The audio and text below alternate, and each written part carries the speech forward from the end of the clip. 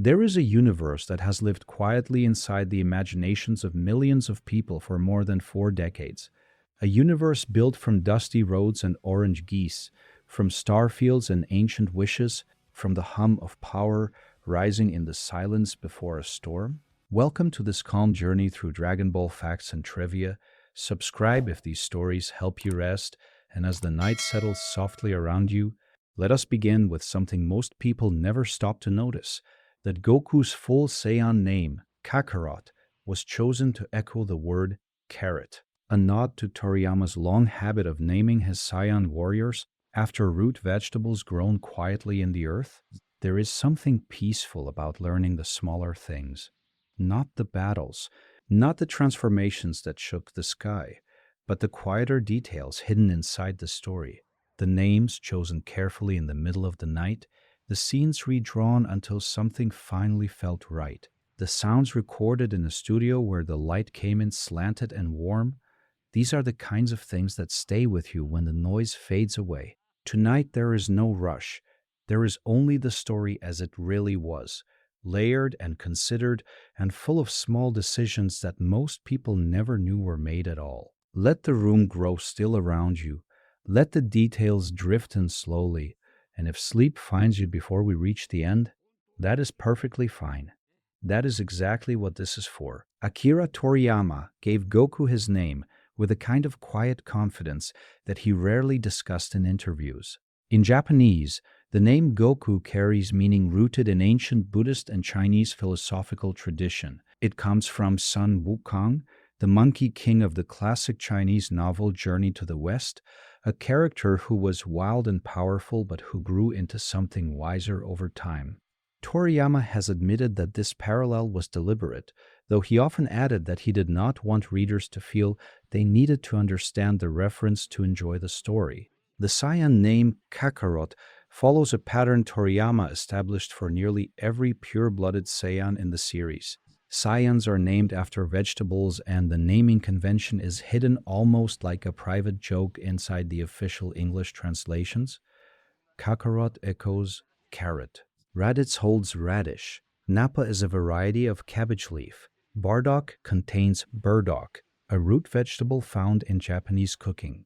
And Vegeta himself carries the first syllable of vegetable in his name, a clue so close to the surface that once you see it, you cannot unsee it.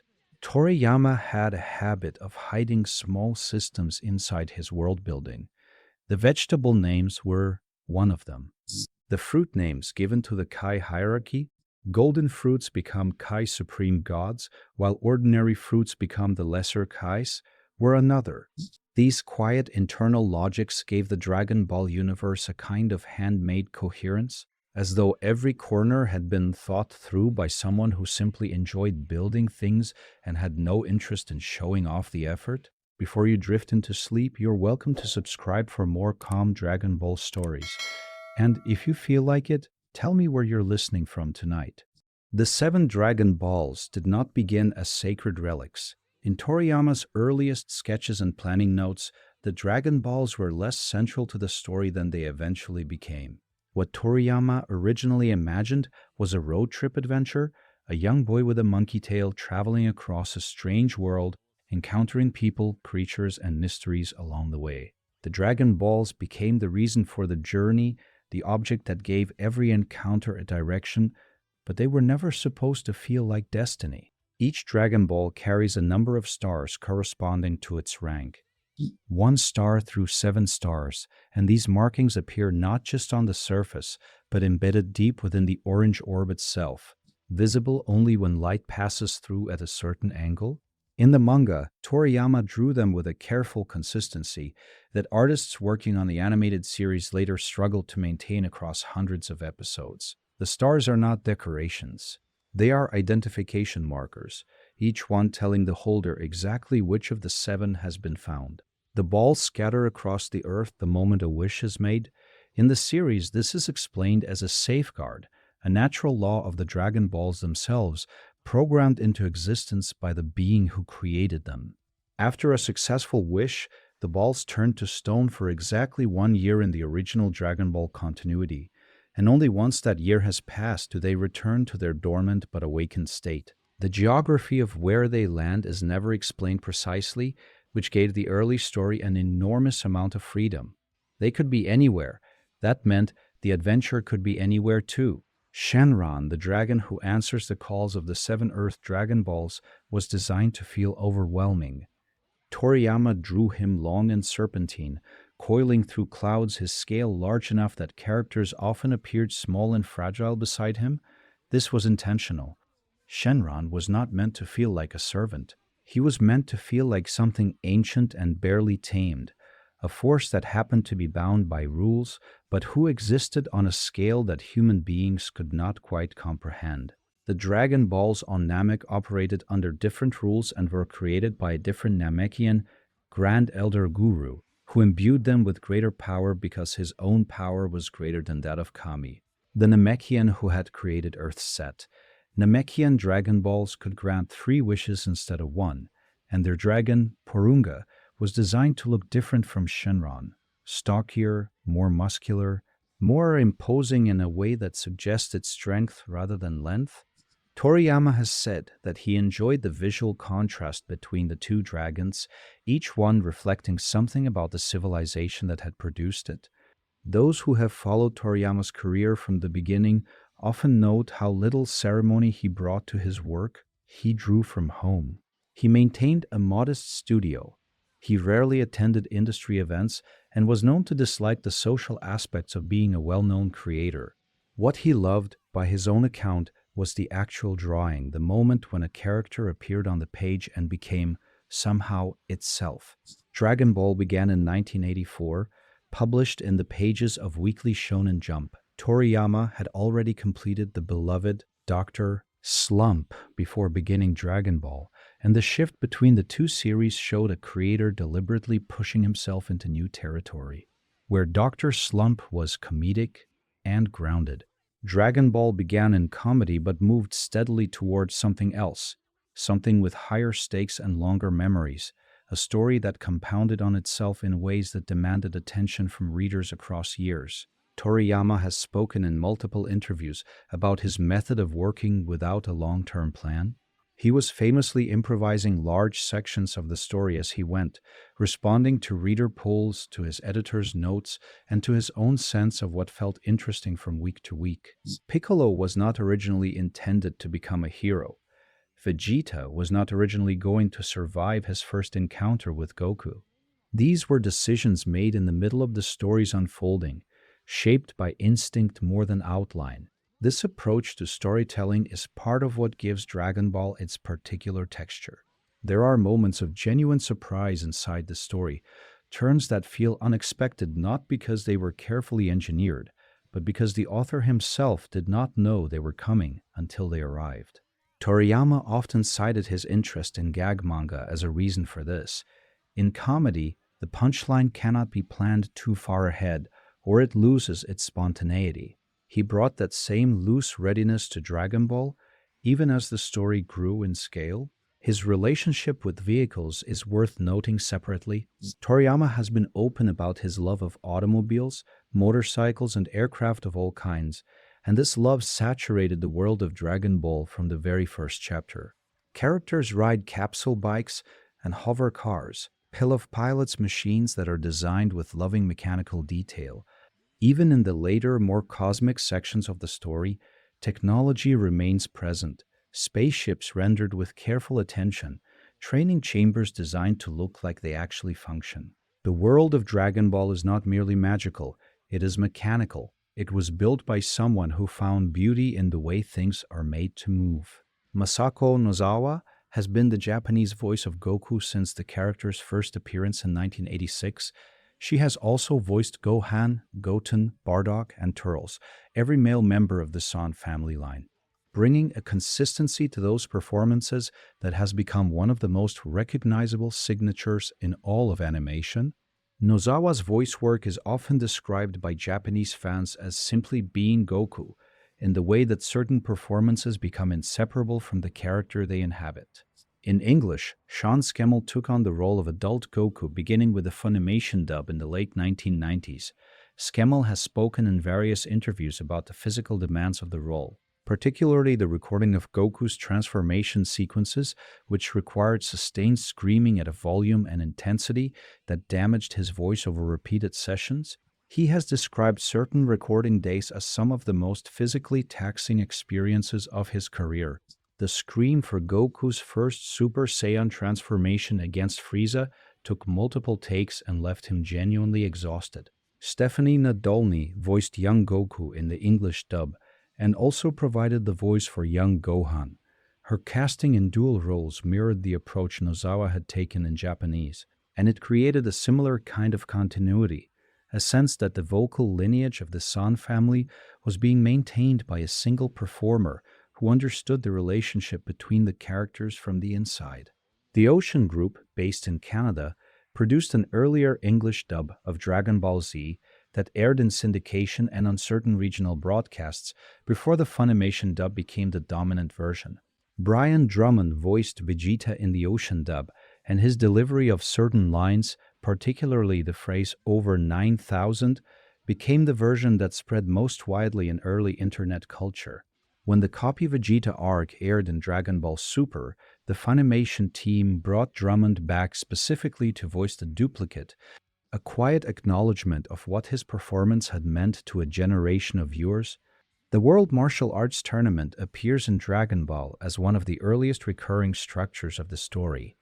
Goku attends it as a child, and then again as a young man, and the tournament returns across decades of storytelling as a place where the world's strongest fighters gather in something that resembles civility. A controlled space where violence becomes sport, where the rules of the ring replace the chaos of open conflict. The 23rd Tenkaichi Budokai is often cited by long-term fans as one of the finest arcs in the original Dragon Ball series.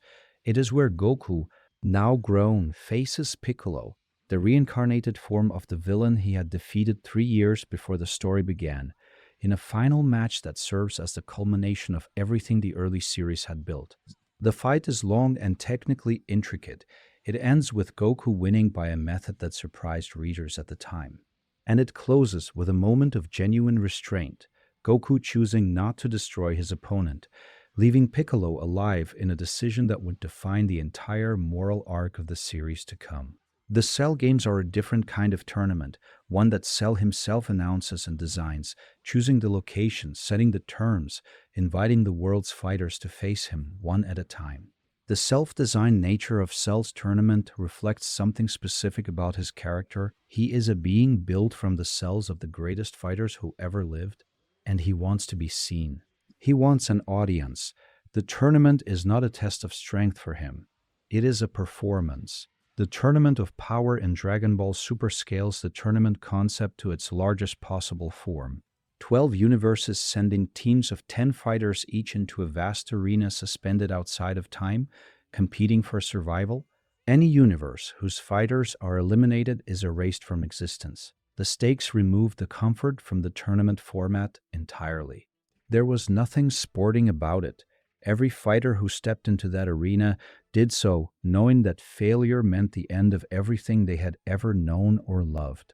Piccolo was not always a Namekian. In the original Dragon Ball, he was presented as a demon, the offspring or reincarnation of the great demon King Piccolo, a tyrant who had terrorized the earth long before Goku was born.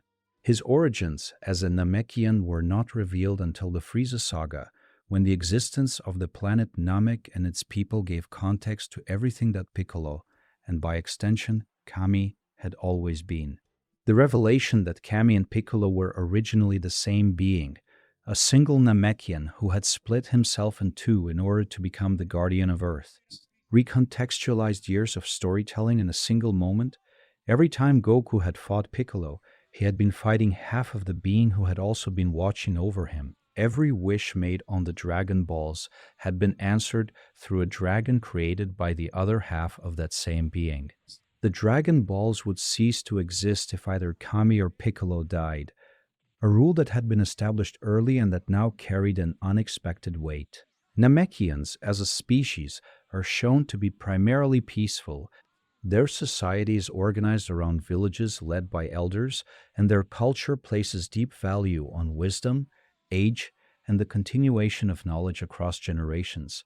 The Dragon Balls they create are expressions of this, gifts to the universe, made possible by a combination of spiritual ability and genuine care for living things. The fact that Frieza invaded Namek to steal those gifts is framed throughout the saga as a profound violation, not simply of people, but of an entire way of being. Piccolo's arc across Dragon Ball Z is one of the slowest and most consistent transformations in the series. He begins as a villain. He becomes a reluctant ally. He becomes something closer to a mentor, particularly in his relationship with young Gohan. By the time Dragon Ball Super revisits these characters, Piccolo has settled into a role that was never described outright, but that was evident in every scene, something between a teacher and a guardian. Serious and capable, but capable also of a kind of warmth that he expressed through action rather than words. If you're still awake halfway through, maybe subscribe before you drift off. And tell me what time it is where you're watching from. Long before the events of Dragon Ball Z, they were a warrior race living on a planet called Vegeta, a world named after the royal family that ruled it. Saiyan civilization, such as it was, revolved around combat and conquest. They served under Frieza's empire as soldiers deployed to pacify worlds so that those worlds could be sold to the highest bidder. The Saiyans were powerful enough to be useful, but not powerful enough to be a threat. That was the balance Frieza had calculated and maintained. Bardock, Goku's father, was a low-class Saiyan warrior. This detail carries significance in the context of the Super Saiyan legend that runs through the series, because Goku, the one who eventually becomes the first Super Saiyan in a generation, came not from the elite but from the bottom of his society's hierarchy. His power was not inherited from privilege, it grew from nothing, shaped by a life of struggle that Bardock himself had lived before him. The Saiyan trait of growing stronger after recovering from a near fatal injury, referred to in the series as a Zenkai boost, is presented as a biological fact rather than a magical one. It is simply how Saiyan physiology works, and it explains why every major battle in this series leaves the Saiyan characters not merely healed, but fundamentally stronger than they were before. The body adapts. The threshold rises. Every near death becomes a threshold crossed. The great ape transformation, triggered by the absorption of Blood's waves from a full moon, is one of the oldest elements of Saiyan culture and biology in the series. Saiyans with their tails intact will transform under a full moon into enormous creatures many times their normal size and power. The transformation is uncontrolled for most Saiyans.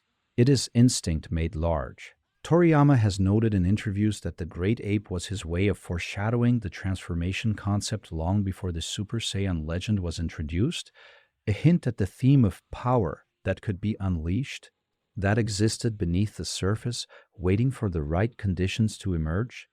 Frieza is, by any measure, one of the most carefully constructed antagonists in the Dragon Ball series. He was introduced not as a sudden threat, but as a presence felt before he was seen, a name spoken with fear by characters who had faced much of what the series had to offer and who were still afraid.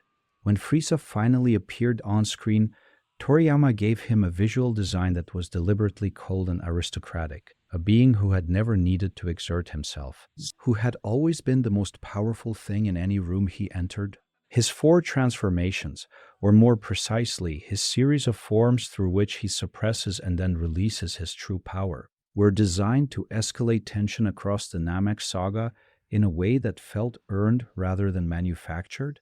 Each time Goku or his allies seemed to gain ground, Frieza had another layer to shed. The effect was not cheap, it was architectural. Toriyama was building towards something, and each form was a floor on the way up.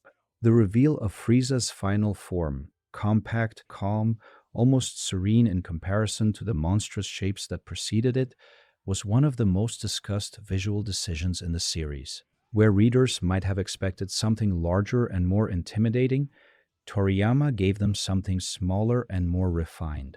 The design communicated the same thing that Frieza's dialogue communicated throughout the saga, that true power does not need to announce itself. It simply is. Frieza's empire, as described across the series and its supplementary materials, was vast.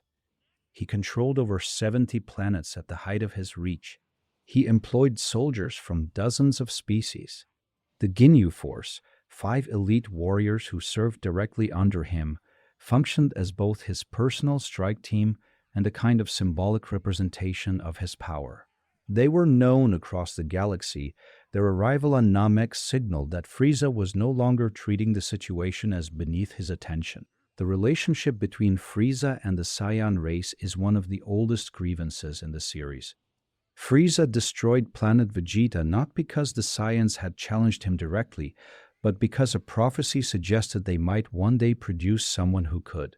The preemptive destruction of an entire civilization to prevent a future that might never have occurred is among the most chilling details of Frieza's characterization. A reminder that his cruelty was not emotional but strategic, not hot-blooded but utterly cold. The Cell saga is structured differently from the sagas that preceded it. Where the Frieza saga was linear, a single destination, a single confrontation, the Cell saga loops back on itself, introducing timelines and paradoxes and versions of characters who exist in futures that may or may not come to pass. Future Trunks arrives from a destroyed world carrying information about what is coming, and the story becomes something that must navigate between what has already happened and what might still be changed.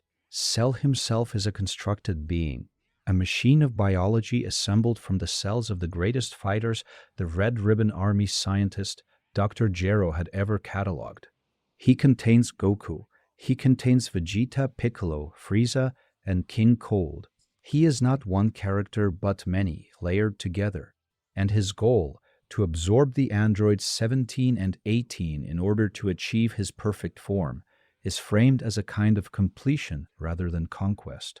He wants to become what he was made to be.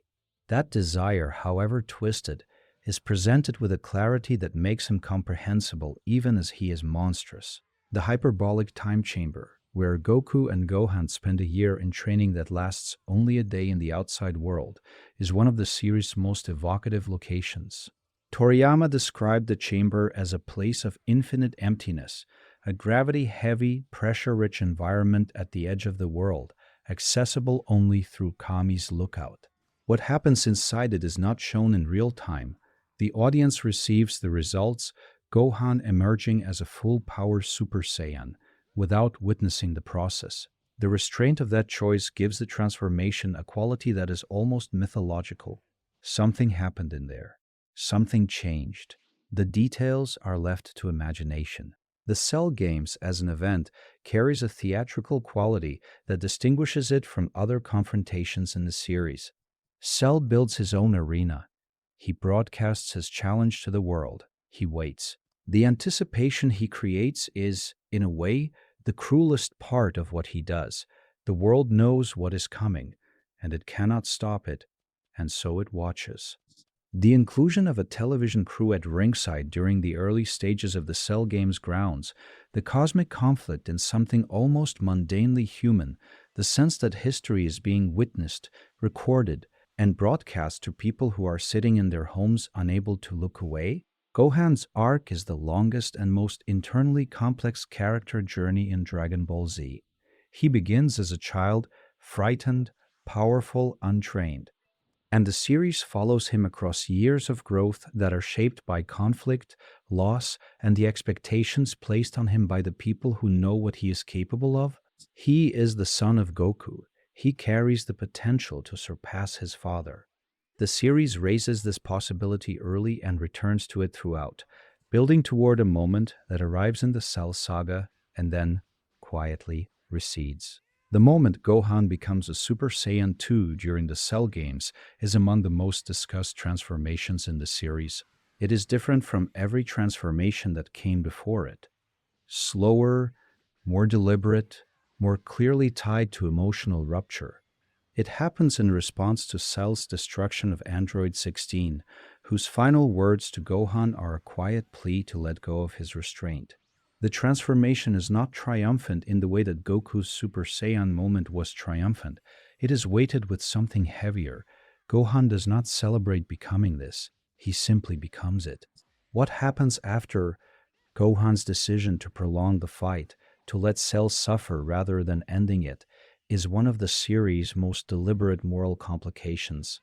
Goku himself acknowledges afterward that this was a mistake, that his son's nature as a fighter is different from his own, that Gohan had been placed in a situation that did not suit him.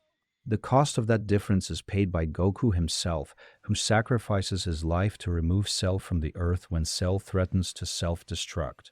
Gohan's life after the Cell saga is a deliberate step back from the path that had seemed to be mapped for him. He attends school. He falls in love. He becomes, in the Great Saiyaman arc, a hero who hides his identity beneath a disguise that is played for gentle comedy. The diminishment is sometimes read as a betrayal of his potential. But another reading is available, that Toriyama was illustrating something honest about what happens when a person who does not particularly want to be a warrior is nonetheless shaped into one.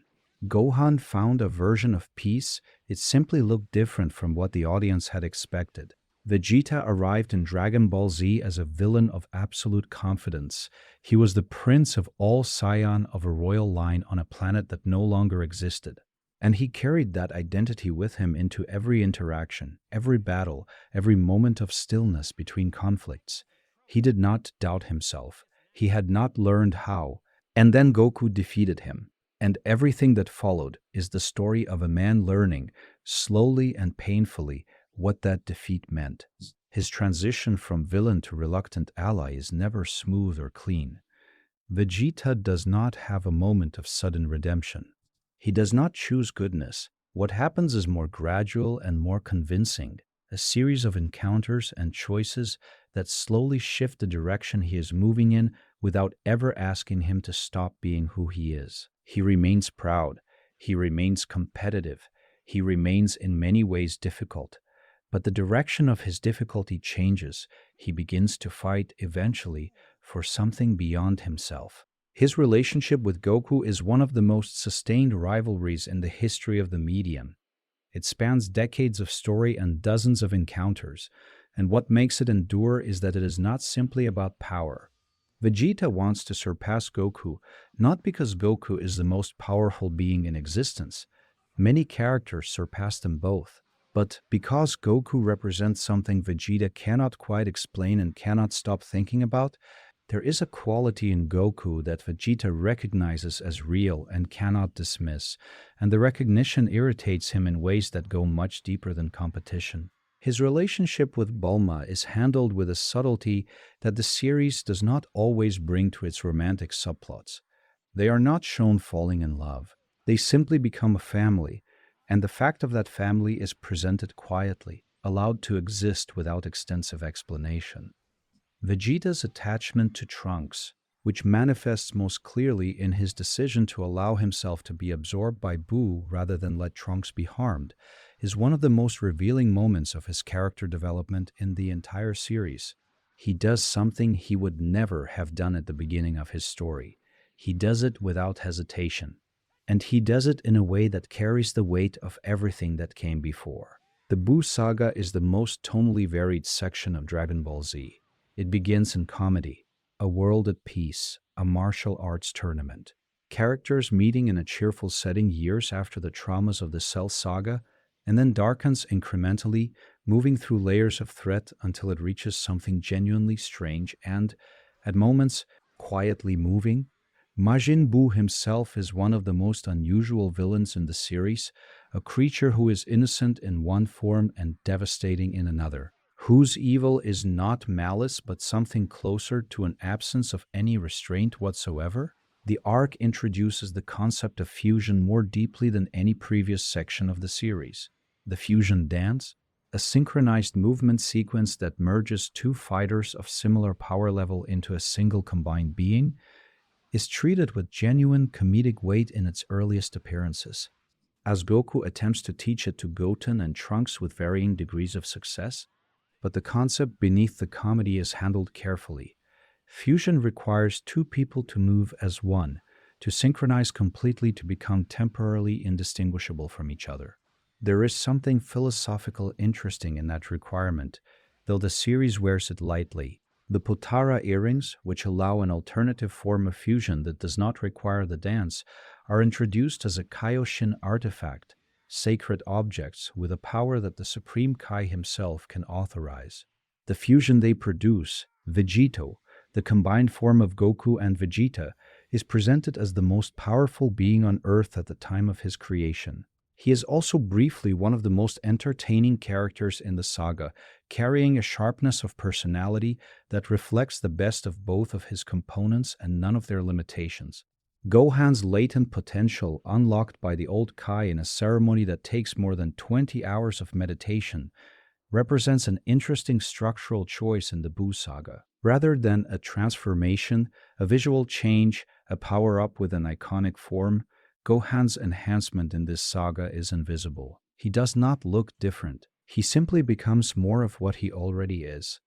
The restraint of that choice is notable. Toriyama was choosing, at this point in the story, to locate power, not in appearance but in something beneath it. Dragon Ball GT occupies a complicated position in the history of the franchise. Produced by Toei Animation beginning in 1996, it was the first Dragon Ball series to be created without a manga by Toriyama serving as its direct source material.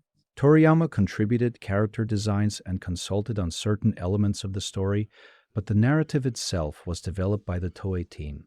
This distinction has shaped how fans discuss and evaluate it ever since. The series begins with a premise that turns the clock backward.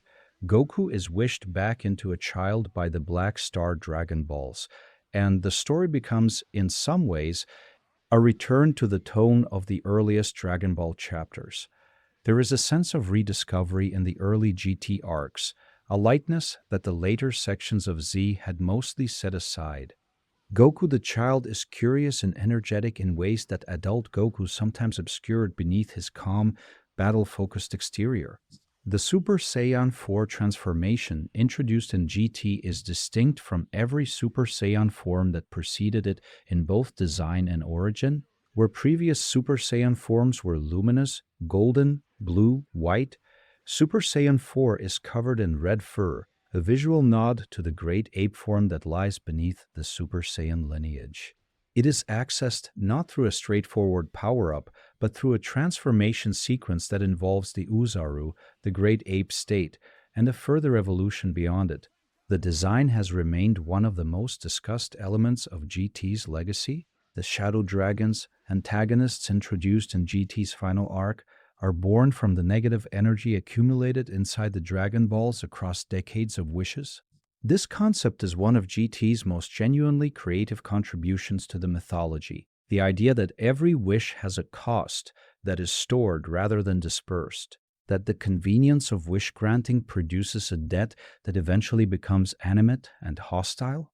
It is a darker reading of the Dragon Ball premise than the main series ever offered, and it gives the final GT arc a weight that earlier sections of the series did not always achieve. Dragon Ball Super reintroduced the universe as a much larger place than it had appeared to be. Where previous series had established the existence of an afterlife, of celestial gods, of planets across a single universe, Super expanded the architecture outward. 12 universes overseen by a supreme deity named Zeno, each universe with its own destruction god and angel attendant, each universe home to worlds and civilizations and power levels that had been quietly existing all along. Berus, the god of destruction of Universe 7, arrived in the first Super Saga with an energy that was completely new to the series. He was powerful far beyond anything Goku or any other character had encountered, and the series made this clear not through extended battle, but through brief demonstrations, casual movements that shook the fabric of the surrounding area. He was also, distinctly, a cat.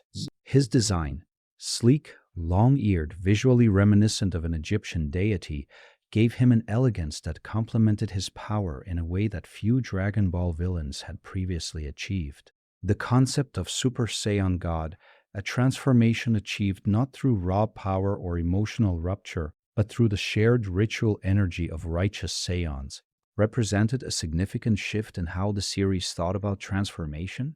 It required cooperation, it required a specific group of people gathered in a specific act together. The resulting form was visually quieter than most Super Saiyan states, red haired, slightly leaner, glowing with a controlled light, and Goku could only hold it for a limited time before the energy dispersed.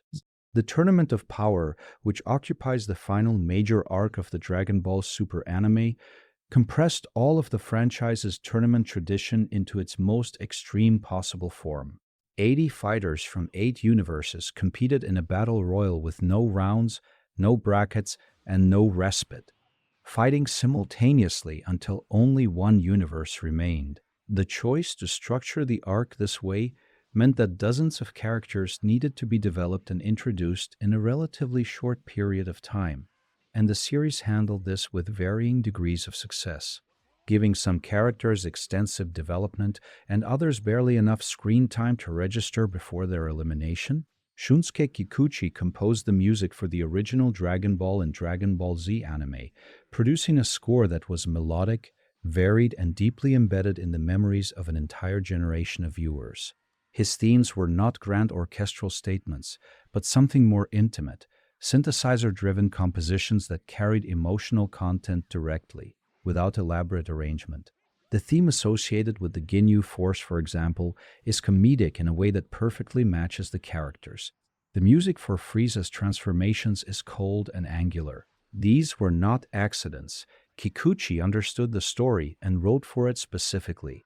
Kenji Yamamoto composed the score for Dragon Ball Kai, the remastered version of Dragon Ball Z, and his music represented a stylistic shift towards something more cinematic and modern.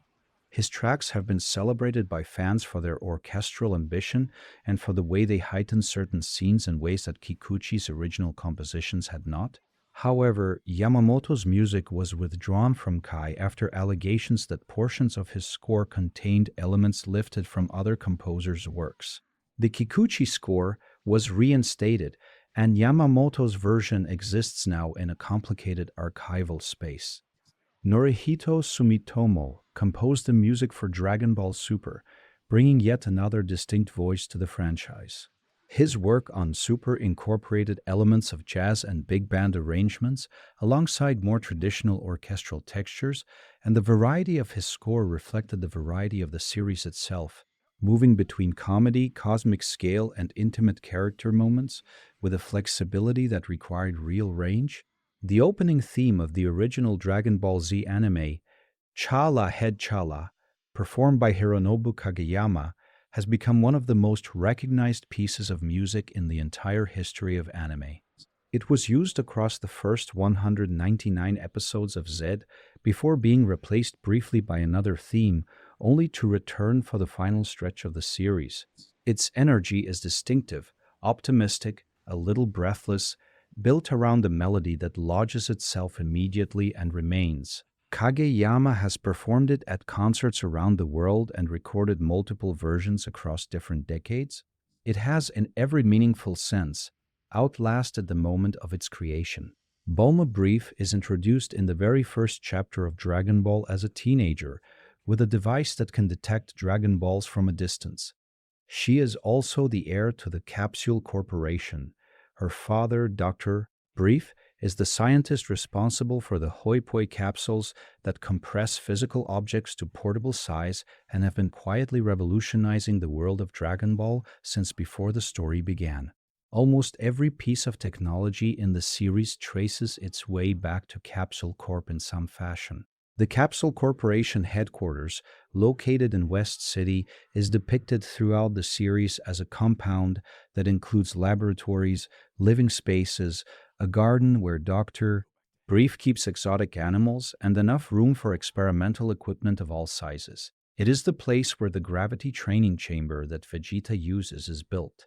It is the place where Trunks' time machine is developed. It is, functionally, the technological spine of the entire story, the location where problems that cannot be solved by fighting are at least partially addressed through invention.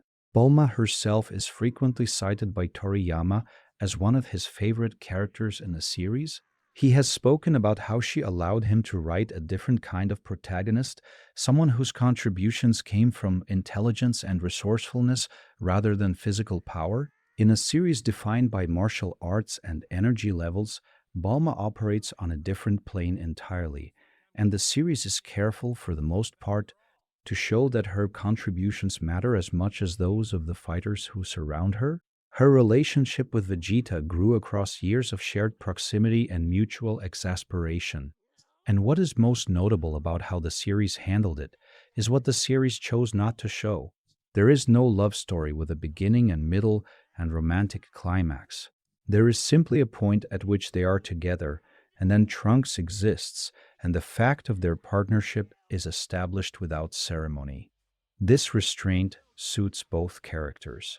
Neither of them is the type to announce what they feel, they simply act on it, and the story moves on.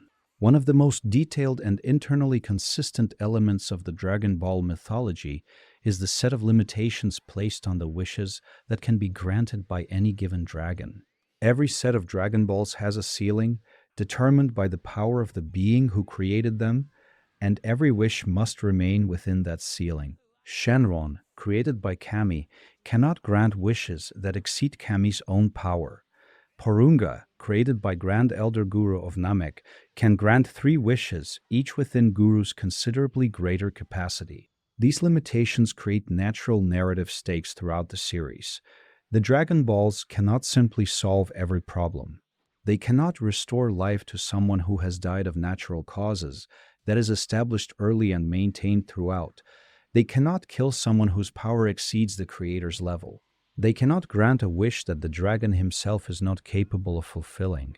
These rules exist not because the dragons are reluctant, but because they are bound by the same natural laws that bind the beings who made them.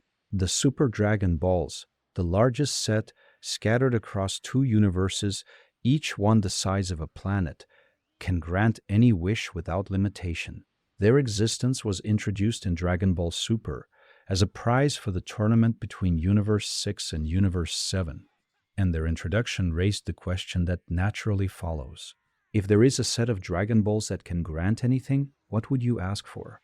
The series used that question carefully, and the answer given when they were used was, in its own way, a quiet reflection of what Dragon Ball believes about power and generosity. Black Star Dragon Balls, introduced in Dragon Ball GT, are the original Dragon Balls created by Kami before he split from Piccolo. Because they were made by a being of greater unified power than the post-split Kami, they grant more powerful wishes than Earth's regular set. However, they carry a consequence. The planet on which a wish is made must be destroyed within 1 year unless the balls are gathered again. This detail drives the entire opening arc of GT and introduces a kind of moral weight to wish granting that the earlier series had not quite articulated. The idea that the ability to change things comes with an obligation, that every significant alteration has a cost attached. The androids of Dragon Ball Z are among the most visually and conceptually varied characters the series ever produced. Dr. Gero, the head scientist of the Red Ribbon Army, who had been defeated by a young Goku, spent decades after his defeat creating mechanical warriors capable of destroying the Saiyan who had humiliated his organization. The result was a series of increasingly sophisticated creations, each one built on the lessons learned from the last. Androids 17 and 18 are cyborgs rather than purely mechanical beings, human in origin, transformed through Doctor Gero's procedures into something with limitless energy reserves and physical capabilities far beyond normal human range. They retain their personalities, they retain their memories.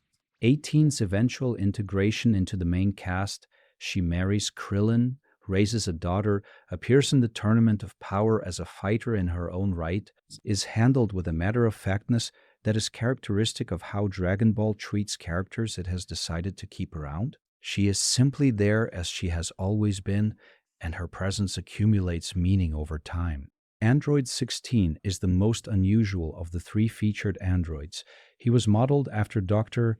Gero's own deceased son, built to resemble him, given a personality that was gentle in ways that conflicted with his intended purpose.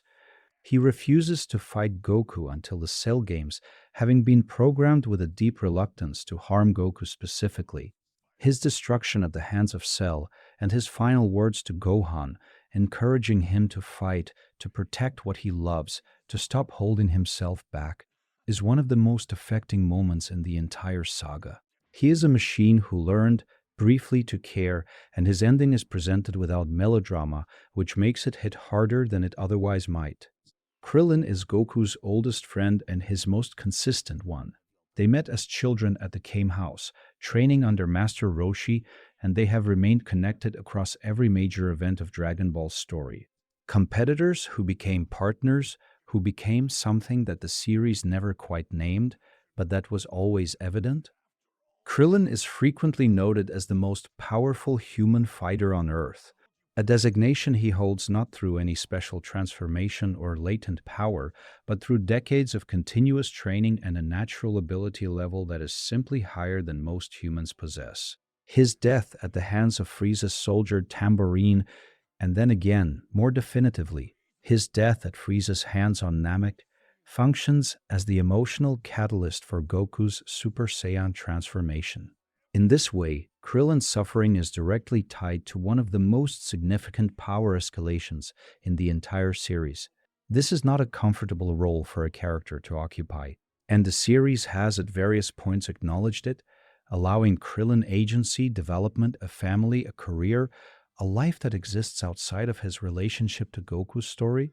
Tien Shinhan arrives in Dragon Ball as an antagonist, a skilled fighter trained by the Master Shen who views martial arts as a path to domination rather than self-cultivation. He is cold, disciplined, and initially contemptuous of Goku. His change across the tournament arc is gradual, driven by confrontations with both Goku's capacity for forgiveness and the more extreme violence that his own teacher advocates. By the end of the original Dragon Ball, Tien has become something different, still serious, still reserved, but pointing himself in a new direction. Yamcha, Puar, Oolong, the earliest companions of the Dragon Ball journey, represent a version of the story that existed before the cosmic scale arrived. They were suited to adventures measured in miles rather than light years, to villains who were dangerous without being apocalyptic. As the series expanded, they were gently set aside, allowed to exist in the background of a world that had grown beyond what they could navigate. Their presence in later episodes and films carries a particular kind of warmth, a reminder of where everything began. Akira Toriyama passed away on March 1st, 2024, at the age of 68. The news arrived quietly and then spread across the world, carried by the weight of what he had built over 50 years of creative work. Fans gathered in comment sections and on streets and in their own memories, remembering the specific moment they had first opened a Dragon Ball chapter or watched a Dragon Ball episode, the specific morning or afternoon or late night when the universe he had made had entered their lives and changed them in the way that only the stories we love when we are young can change us. His obituary ran in newspapers around the world. Tributes came from creators who had been shaped by his work. Other mangaka, game designers, filmmakers who had grown up reading Shonen Jump on the train to school and had arrived eventually at careers defined in some part by the possibility that Toriyama's work had shown them. The scale of the response was commensurate with the scale of what he had made, and that scale was enormous. Toriyama's influence on Japanese visual culture is pervasive in ways that are difficult to fully enumerate. He designed the characters for the Dragon Quest video game franchise, the most beloved role-playing game series in Japanese gaming history. His visual sensibility, clean, expressive, character-driven, never overworked, became a kind of standard against which other designs were measured, sometimes consciously and sometimes not. He worked in a tradition and he also changed that tradition, and the change was deep enough that it is now simply part of the landscape. Dragon Ball itself continues. Toyotaro, the artist who took over the Dragon Ball Super manga with Toriyama's guidance and collaboration, continues to produce chapters. Discussions of new projects and continuations circulate.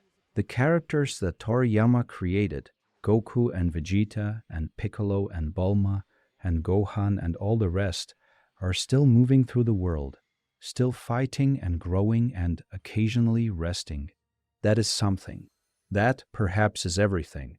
There are small things scattered across the history of Dragon Ball that do not fit neatly into any single topic, but that are worth carrying with you into sleep.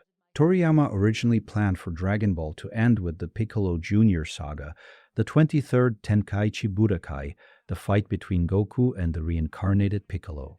His editor encouraged him to continue, and he did. And what followed was Z. The continuation that almost didn't happen produced everything that most people associate with the franchise. The Kamehameha wave, Goku's signature energy technique, inherited from his training under Master Roshi, was named after the Hawaiian king Kamehameha I. Toriyama has said that he chose the name because it was long and difficult to say quickly, which is exactly what he wanted for a technique that required a certain ceremonial weight to feel appropriate. Gohan's name follows a food naming convention, like the Saiyans, but from a different tradition. Gohan means cooked rice in Japanese, a staple food, humble and essential.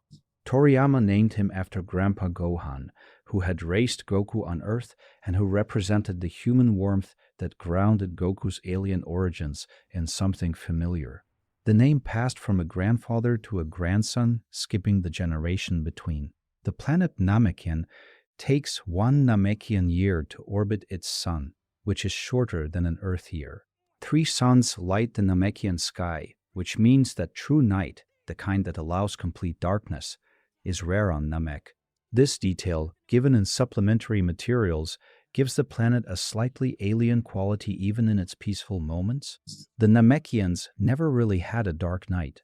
They lived in a world of perpetual dim light, which shapes perhaps something about how they see. The Dayanshu guidebooks, official companion volumes published in Japan in the 1990s, contain extensive supplementary information about Dragon Ball's history and mythology, including timelines, character histories, and production notes. They remain among the most authoritative non-manga sources for Dragon Ball information, referenced by fans and researchers across the decades that have followed their publication. Master Roshi, the Turtle Hermit, teacher of the Kamehameha, apparent eccentric, and actual keeper of some of the most sophisticated martial arts knowledge on Earth, is, by the time of Dragon Ball Super, acknowledged as a fighter of genuinely elite ability. His appearance in the Tournament of Power surprised many viewers, but the series presented it without irony. He had been teaching power to others for so long that his own had quietly accumulated beyond what most people had assumed. The Ginyu Force are 5 elite fighters who serve under Frieza as his personal strike team, and they are one of the most deliberately unusual groups of characters in all of Dragon Ball Z. They are powerful, genuinely powerful, each one capable of defeating most fighters the main characters had encountered up to that point, but they are presented with a theatricality that borders on comedy. They pose, they announce themselves, they celebrate their arrivals with choreographed gestures that they have clearly practiced. Captain Ginyu himself is the most interesting of the 5 from a narrative standpoint. He possesses a technique unlike any other in the series, the ability to switch bodies with a target, transferring his mind into the other person's physical form while sending his consciousness back into his own old shell. It is an ability that creates one of the more quietly unsettling sequences in the Frieza saga, when Ginyu takes over Goku's body and uses it against his own allies. The hero's form acting as an enemy's weapon is a concept with genuine unease built into it. Recoome, Berter, Jeice, and Guldo fill out the team with personalities that are distinct from each other and from most other characters in the series. Guldo's ability to freeze time gives him a power that is conceptually threatening even though his physical strength is relatively limited. Berter bills himself as the fastest being in the universe, a claim that Goku disproves quietly and without particular emphasis. These are characters designed to be memorable in a specific way, not as figures of dread, but as vivid presences, defined by personality as much as power level. The Ginyu Force has remained popular among fans for decades, and their endurance speaks to something that Dragon Ball understood intuitively from its earliest days, that personality matters as much as strength. A character who fights with style and distinct mannerisms is more memorable than a character who is simply powerful. Toriyama built personality into everything, and the Ginyu Force is one of the clearest expressions of that instinct. The royal family of the Saiyan race is, in a sense, the tragedy at the center of Dragon Ball Z's backstory. King Vegeta was a proud and capable ruler who understood the threat Frieza posed and chose, ultimately, to act against it, a choice that cost him his life before any of the main characters of Z were old enough to have met him. The Vegeta we follow across the series carries this inheritance without often speaking of it, and the weight of it shapes his character in ways that are visible even when they are not named. Planet Vegeta itself is depicted sparingly across the franchise, mostly in flashbacks and supplementary materials. What is established is a world of high gravity and harsh conditions, which contributed to the Saiyan race's physical development across generations. Saiyans born on such a world would naturally become stronger simply from the resistance of daily life, and this environmental pressure is part of the mythology of why Saiyan physiology is what it is. The planet itself became a kind of character, something destroyed before the story began, present only in memory and in the people who came from it. The destruction of planet Vegeta is depicted in the Bardock Special, an animated film that follows Goku's father in the period immediately before Frieza's attack. Bardock receives visions of the future through an ability acquired after an attack by one of Frieza's soldiers, and those visions show him events he cannot prevent. He chooses to fight anyway. The choice is futile and he knows it, and the Bardock Special frames this knowledge as a kind of tragic dignity rather than simple defeat. He fights because it is what he is, not because he believes he can win. The timeline of Bardock's life and the events that led to Goku being sent to Earth as an infant are among the most mythologically dense parts of Dragon Ball's backstory. A low-class warrior's son, sent to a distant planet, grows up to become the fighter who changes the history of the universe. The gap between origin and destination is enormous. Toriyama has said that he always found something genuinely moving in that distance. The idea that potential and origin are not the same thing, that where you come from does not determine what you become. Before Frieza, before the androids, before any of the cosmic threats that would come to define Dragon Ball Z, there was the Red Ribbon Army, a military organization pursuing the Dragon Balls for the benefit of its commander, General Red, who wanted to use them to become taller. The smallness of that motivation is deliberate. Toriyama has a gift for revealing that dangerous people are often driven by something petty, and Red's obsession with his own height is petty in a way that makes him both comic and oddly sad. The Red Ribbon Army arc occupies a significant portion of the original Dragon Ball manga and anime, and it introduced several characters and concepts that would remain relevant decades later. Dr.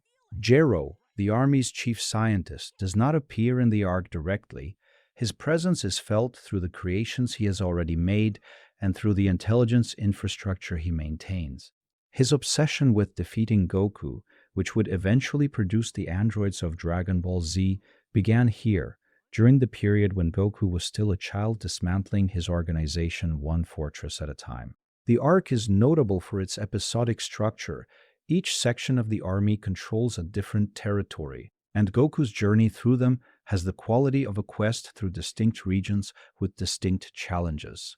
Snow-covered mountains, desert strongholds, underground bases.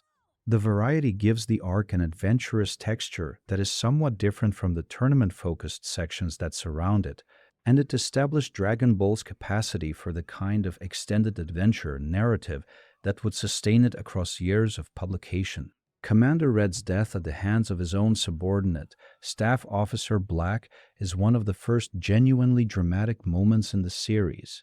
Black, having discovered the actual smallness of Red's motivation, executes his commander and takes control of the army, a betrayal framed not as villainy, but as a moment of appalled clarity. The organization that had been threatening Goku throughout the arc collapses from within before Goku has to dismantle it entirely. It is the kind of ending that younger readers might not have expected, and it introduced the idea that the most dangerous forces sometimes carry the seeds of their own ending. Training in the Dragon Ball universe is depicted with a specificity that distinguishes it from many other action series.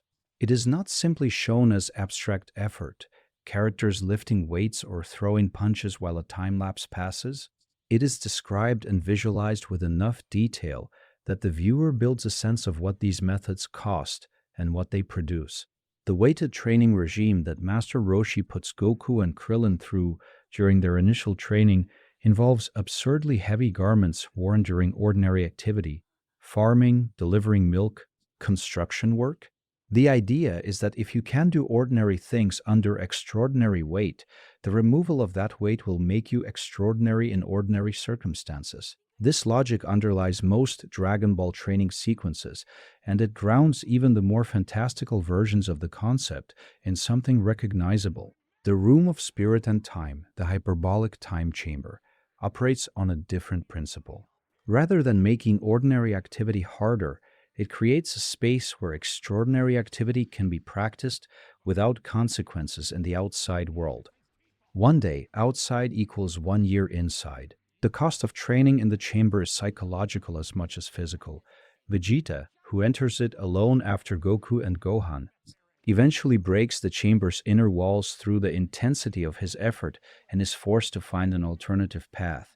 The chamber has limits. It can be exceeded. That detail matters.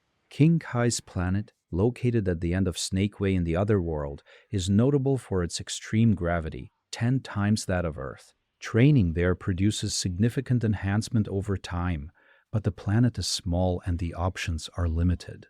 Goku's training with King Kai is depicted warmly, with something of the feeling of studying under a beloved teacher in a cramped but comfortable space.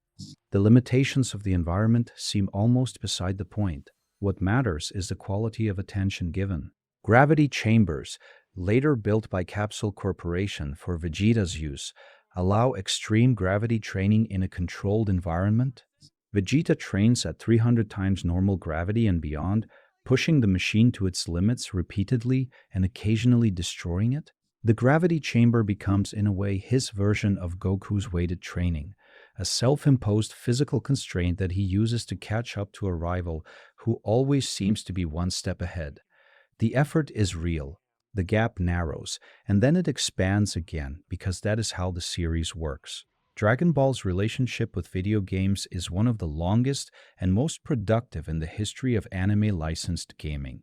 The franchise has produced more than 100 official game titles across more than 3 decades, spanning platforms from the original Famicom to modern high-definition consoles, covering genres from board games and card games to fighting games, role-playing games, and action titles of considerable technical sophistication. The Budokai series, released in the early 2000s, was one of the first Dragon Ball fighting games to reach a broad Western audience and receive serious critical attention. Its mechanics were relatively accessible, a simplified fighting game that nonetheless captured the scale and visual spectacle of the series' battles, and its presentation, which allowed players to re-experience major story moments as interactive sequences, was innovative for licensed games of its period. Budokai Tenkaichi expanded the formula to include a much larger roster of characters and fully three-dimensional arenas that allowed movement in all directions. Capturing the aerial combat that defined the series' visual language more accurately than any previous title, the franchise became a significant commercial success and established a template for Dragon Ball games that influenced many subsequent titles. Dragon Ball FighterZ, released in 2018 by Arc System Works, represented a different kind of ambition. Developed by one of the most technically sophisticated fighting game studios in the world, it brought the visual aesthetic of Dragon Ball closer to the animated series than any previous game, using a three-dimensional engine to render characters that appeared to be hand-drawn in a technique called cel shading pushed to its practical limit. The result was widely praised and attracted attention beyond the usual Dragon Ball audience, including from competitive fighting game communities that do not typically engage with licensed titles. The Dragon Quest connection deserves a specific mention. Toriyama designed the characters and monsters for the Dragon Quest franchise, one of the best-selling and most beloved role-playing game series in Japanese history. In addition to his Dragon Ball work, the visual language of Dragon Quest, with its specific character designs and the distinctive slime enemy that has become the franchise's mascot, was Toriyama's creation. This means that two of the most beloved Japanese franchises in history share the same visual DNA, shaped by the same pair of hands working simultaneously across decades. The Scouters, the small monocle-like devices worn over one eye by members of Frieza's army, are introduced early in Dragon Ball Z as tools for measuring power levels, translating the abstract concept of fighting ability into a numerical value that can be read at a glance. Their introduction gave the series a vocabulary for comparative strength that became deeply embedded in fan culture, and the phrase associated with the famous translation, over 9,000, became one of the earliest widespread anime-related memes in internet history. The Scouters have a limitation that becomes plot relevant almost immediately. They cannot measure power levels that exceed their design capacity, and they also cannot account for the ability of certain fighters, particularly Goku and Saiyans trained in ki control, to suppress or release their power at will. A fighter who can hide their true level from a scouter renders the device useless as a defensive tool. The technology that Frieza's empire relied on to assess threats became irrelevant against the specific kind of threat that Goku represented. There is something thematically tidy about that failure. Frieza's space pods are depicted with a careful attention to their function. They are small, spherical, and capable of independent travel across the galaxy, navigational tools as much as transportation. The fact that Goku arrives on Earth as an infant inside one of these pods establishes early and subtly the connection between the main character's origin and the empire that would eventually become his greatest antagonist. He was delivered to Earth in one of Frieza's vessels. He was born into that empire's shadow, even if he did not know it. The medical technology of Frieza's empire, particularly the healing tanks that appear throughout the Frieza saga, allows characters to recover from nearly fatal injuries in a matter of hours. This technology extends the stakes of battles that might otherwise end definitively, and it is used by both sides of the conflict on Namek. Vegeta's use of the healing tank and his awareness that each recovery makes him stronger speaks to his strategic intelligence. He understands his own biology and is willing to engineer near-death experiences to exploit it. Future Trunks arrives from a timeline where androids 17 and 18 have destroyed the world. This is established quickly and with enough detail to feel genuinely consequential.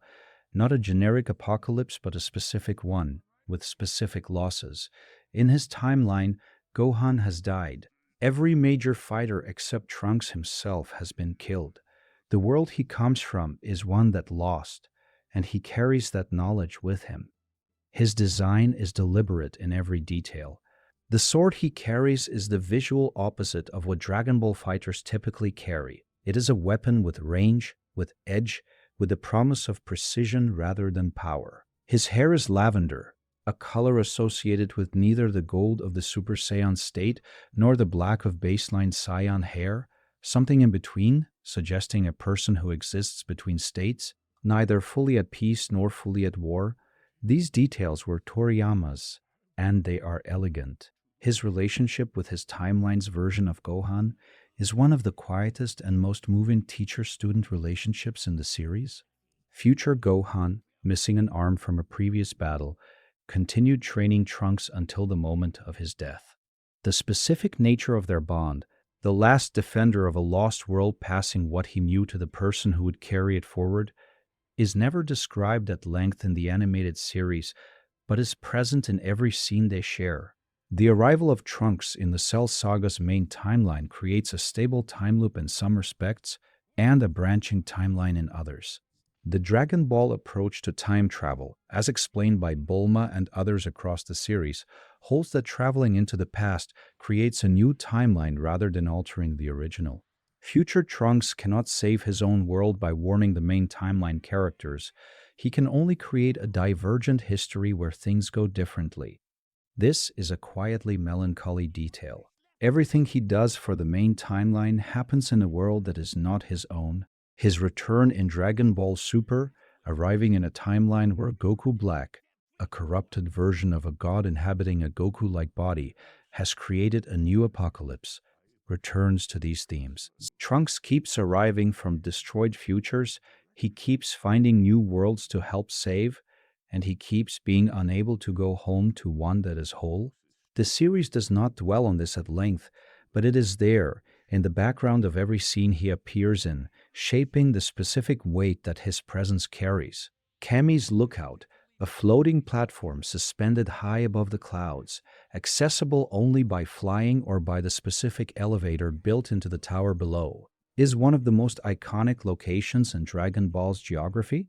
It is the home of the Guardian of Earth, a position held first by Kami and later, after the fusion of Kami and Piccolo, by Dende, the young Namekian who had been saved by Gohan and Krillin on Namek and who was brought to Earth specifically to fulfill that role.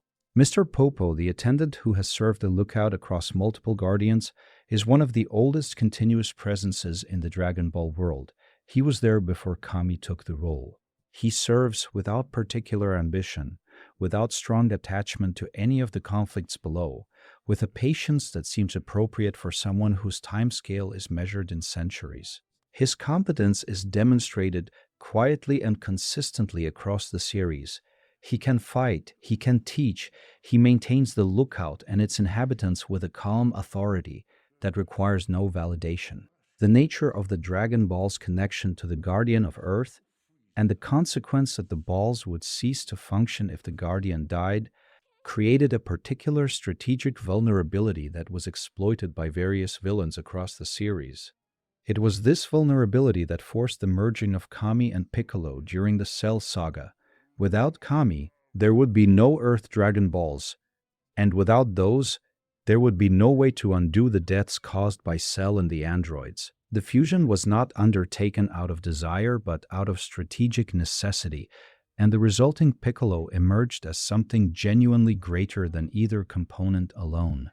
Dende's tenure as Guardian of Earth gives him an interesting position in the later series. He is young, by Namekian standards, very young, and he serves a role that requires him to maintain a kind of distance from the conflicts around him while remaining connected enough to understand what the planet needs. He upgrades the Earth Dragon Balls, allowing them to grant two wishes at once rather than one, a modification that requires Shenron's somewhat reluctant cooperation and that expands the possibilities available to the characters significantly. There is a recurring philosophical argument embedded in Dragon Ball's storytelling that is rarely made explicit, but that shapes almost every major character arc. The argument concerns why a person fights, whether combat is a means to an end, a path to power, an expression of the self, or something more like a conversation between beings who can only understand each other at the edge of their limits. Goku fights because he loves it. This is stated directly, acknowledged openly, and occasionally used as evidence against him by characters who find it troubling. He is not angry when he fights. He is not protecting anyone in a way that requires him to be frightened. He experiences fighting as the clearest possible expression of what he is, and the strongest opponents he meets are, from his perspective, the greatest gifts the universe can offer him. This is a strange thing to admire in a hero, and Toriyama is aware of it. Vegeta fights to surpass. His identity is bound up in the question of who is strongest, and that question is, for him, always ultimately the same question: am I stronger than Goku? The arc of his development is, in one reading, the long, slow process of learning that the answer to that question does not determine his worth.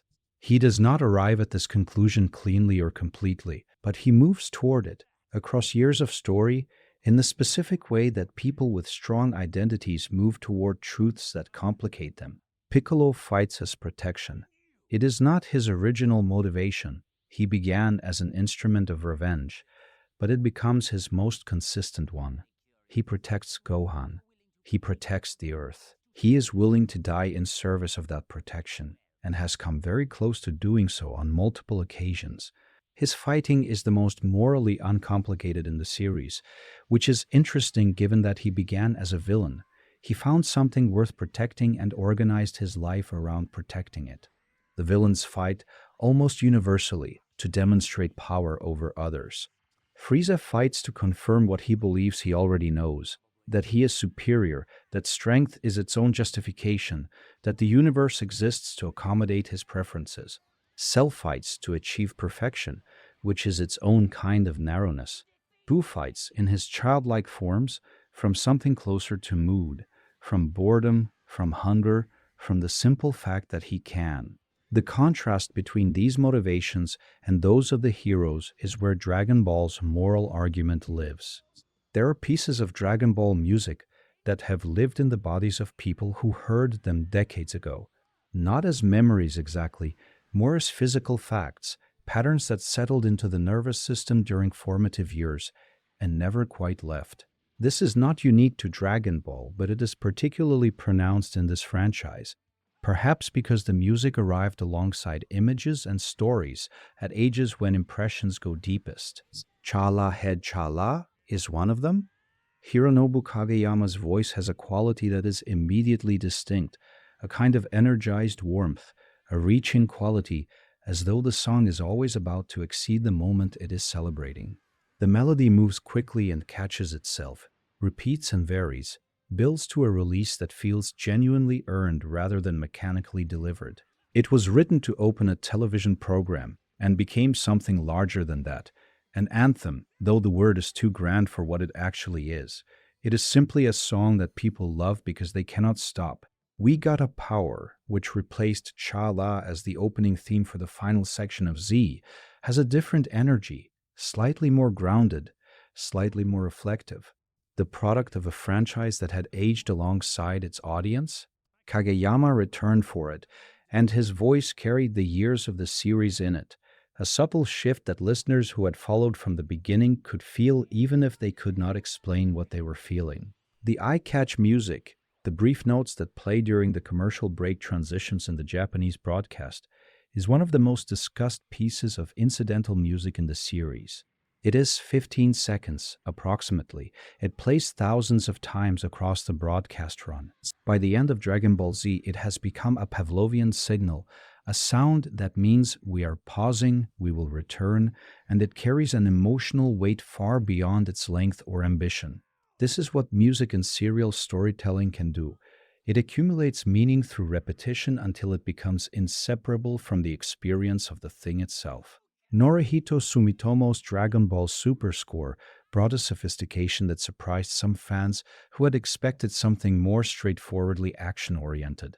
His use of jazz harmonies and big band instrumentation gave the tournament arcs in particular a kind of expansive quality, like music written for something that needs a lot of room.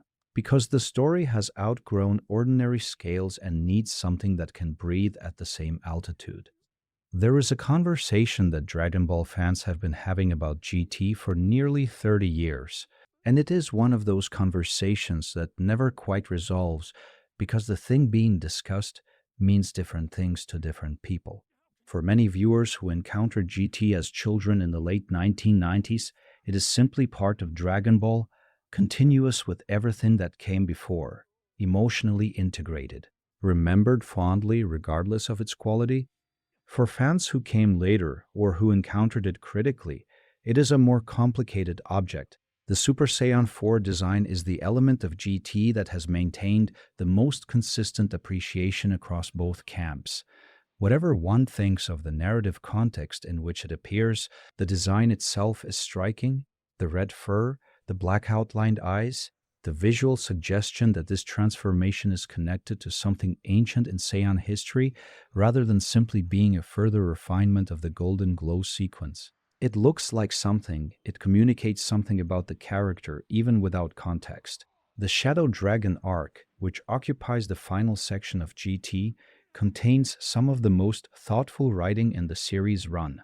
Omega Shenron, the combined form of all seven Shadow Dragons, is not simply a powerful antagonist, but a consequence.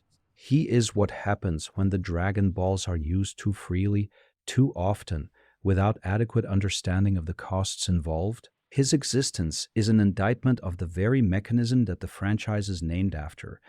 It is a bold narrative choice, and it gives the finale of GT a weight that it would not otherwise have. The final scene of GT, an elderly Goku departing with Shenron into the sky, the Dragon Ball world changing and settling around the silence he leaves behind, is among the most discussed endings in anime history. It is understated in a way that some viewers found unsatisfying, and others found genuinely moving. A figure of enormous power simply leaving, the world continuing without him, the camera settling on the friends and children and grandchildren who remain, who will carry things forward in his absence. It is the ending of something, though whether it ends the right things in the right way is a question that remains productively open. The Kamehameha, as a technique, requires specific body mechanics to execute. In the original Dragon Ball, Master Roshi demonstrates it with a concentration that takes several minutes, the hands cupped together, the energy drawn in slowly, the release controlled and directed. Goku learns it by watching once and then replicating the movement immediately, which establishes something fundamental about his nature. He learns through observation and imitation, and he learns with a speed that should not be possible. The Destructo Disc, Krillin's signature technique, is a flat, spinning energy construct capable of cutting through almost anything. Its design philosophy is different from most Dragon Ball attacks, which work through explosive force. The Destructo Disc works through edge, through precision, through the specific geometry of a spinning plane intersecting with the target. It has been noted multiple times in the series that even Frieza, whose durability is otherwise nearly absolute, was wounded by it. The technique is not powerful in conventional terms, but it exploits a different kind of vulnerability. The solar flare, also associated with Krillin, though other characters have used it, produces a blinding flash of light capable of incapacitating enemies regardless of their physical power. It is a technique that works not through strength but through perception, through the temporary exploitation of a sensory limitation that even the strongest fighters share. Goku uses it at a critical moment during his fight with Cell, creating a distraction at a point when direct confrontation has become untenable. The technique's reuse at unexpected moments throughout the series is one of the small pleasures of paying close attention to Dragon Ball's detail. The special beam cannon, Piccolo's most powerful technique, takes several minutes of concentration to charge and fires as a drilling spiral of energy capable of piercing through opponents at very high power levels. Its conceptual identity is about penetration rather than impact, about getting through something rather than destroying it from outside. Piccolo uses it to kill Raditz and kills Goku in the same moment, since they are pressed together when it fires.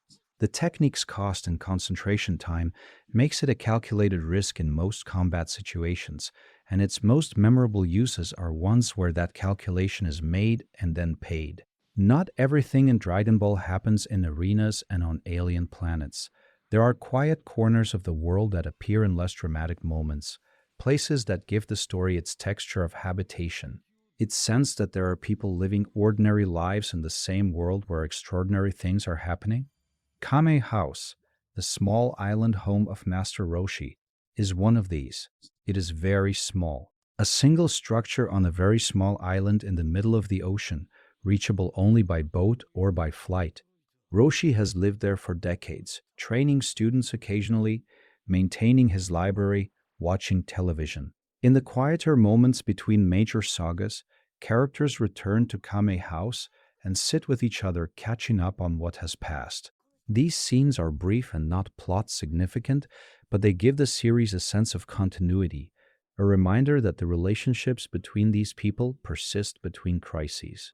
The mountains where Goku grows up, in the care of Grandpa Gohan, are depicted with a simplicity that is almost pastoral. There is a house, there is a river, there is forest, there is a boy with a tail learning to survive. The scale of the early story is intimate in a way that the later series never quite recaptures, and that intimacy is part of what makes it so effective as a foundation. Everything that follows is measured against what was established there, the boy in the mountains, before anyone knew what he was. Chi-Chi's home in Paozu Mountain has a similar quality. It is a domestic space in a universe that is often not domestic, a place where someone is always cooking or studying or managing the ordinary requirements of a household that also happens to contain a family with the power to reshape the landscape. Chi-Chi's role in maintaining that household, her insistence on Gohan's education, her management of a family where the father is frequently absent or deceased, or training in another dimension, is treated as genuinely consequential. Without her, the shape of Gohan's life would be entirely different. West City, where Capsule Corporation is headquartered, is the nearest Dragon Ball has to a major metropolitan setting.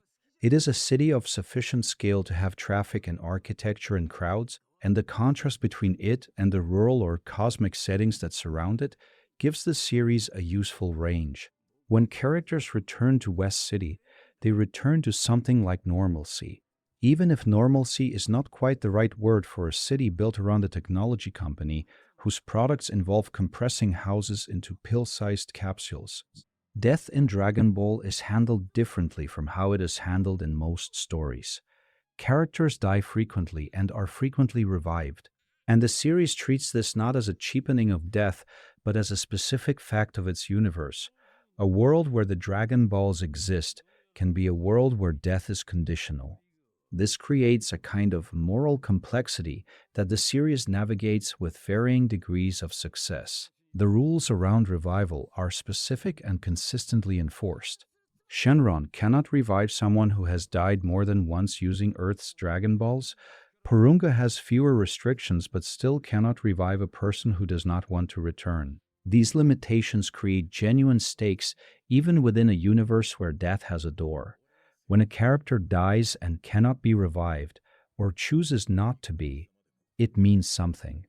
Goku's death at the end of the Cell games, sacrificing himself to transport the exploding cell away from Earth, is handled with a specificity that distinguishes it from his earlier deaths. He chooses not to be revived. He has died twice before, and the Earth's Dragon Balls cannot revive someone who has died twice.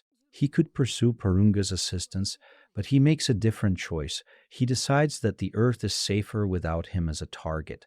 This decision, that his absence protects those he loves, is quietly among the most important things Goku ever does, and it is often overlooked in discussions that focus on his power level rather than his character. The afterlife in Dragon Ball is an active place. Characters who die train there. King Kai's planet, Snake Way, Heaven and Hell, these are not abstract states but locations with geography and weather and population. Characters who die violently enough to retain their bodies in the afterlife can continue fighting there, continue growing, continue becoming. This blurs the line between death and a different kind of life, and the series uses that blurriness to continue featuring beloved characters after their canonical deaths, without requiring revival. The concept of an immortal villain, Frieza, whose wish before death was for immortality in one of the branching arcs, or who could potentially make such a wish given the right Dragon Balls, is used to explore what unchecked power actually looks like over time. It does not simply mean victory. It means an eternity of the same motivations, the same cruelties, the same refusal to change. The series suggests quietly that immortality without growth is not so much a gift as a different kind of prison. Toriyama has acknowledged in various interviews that he built systems and patterns into Dragon Ball largely on instinct, and that many of the symmetries readers identify were not consciously planned. But symmetry is present throughout. The three major battle sagas of Dragon Ball Z, Saiyan, Frieza, Cell, form a trilogy of escalating scale, each one raising the stakes while maintaining a structural resemblance to the last. Each one ends with a transformation or a revelation that resets the power ceiling and makes the next impossible thing possible. The recurring motif of inheritance, Goku inheriting the Kamehameha and his wandering nature from Grandpa Gohan and Master Roshi, Goku inheriting potential from Goku, Trunks inheriting both Saiyan pride and something softer from Bulma, Pan eventually carrying forward the Sun family line, gives the series a generational arc that is not always foregrounded, but that is always running in the background. The pattern of rivals who become something more than rivals, Goku and Krillin, Goku and Piccolo, Goku and Vegeta, repeats across the series in ways that accumulate into a kind of thesis about what strength is actually for. The opponents who push you hardest are in time the ones you trust most completely. This is a specifically Dragon Ball idea, and it is stated most clearly, not in dialogue, but in the visual shorthand of characters choosing to stand side by side, who were once choosing to stand against each other. The Dragon Balls themselves form a kind of structural metaphor for the series. They are scattered. They are found one by one, each discovery a step toward a possibility that cannot be realized alone. When all seven are gathered, something vast is possible. When the wish is made and the balls scatter again, the process begins once more.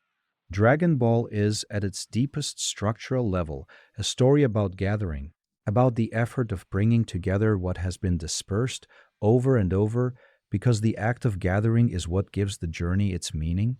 It is late. The world outside has grown very still, and the details have settled into something quieter than when they began.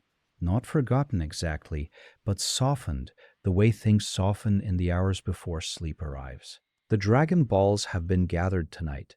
The facts have been spoken. The names have been said. What remains after all the trivia and history and behind the scenes detail has been absorbed is something simpler.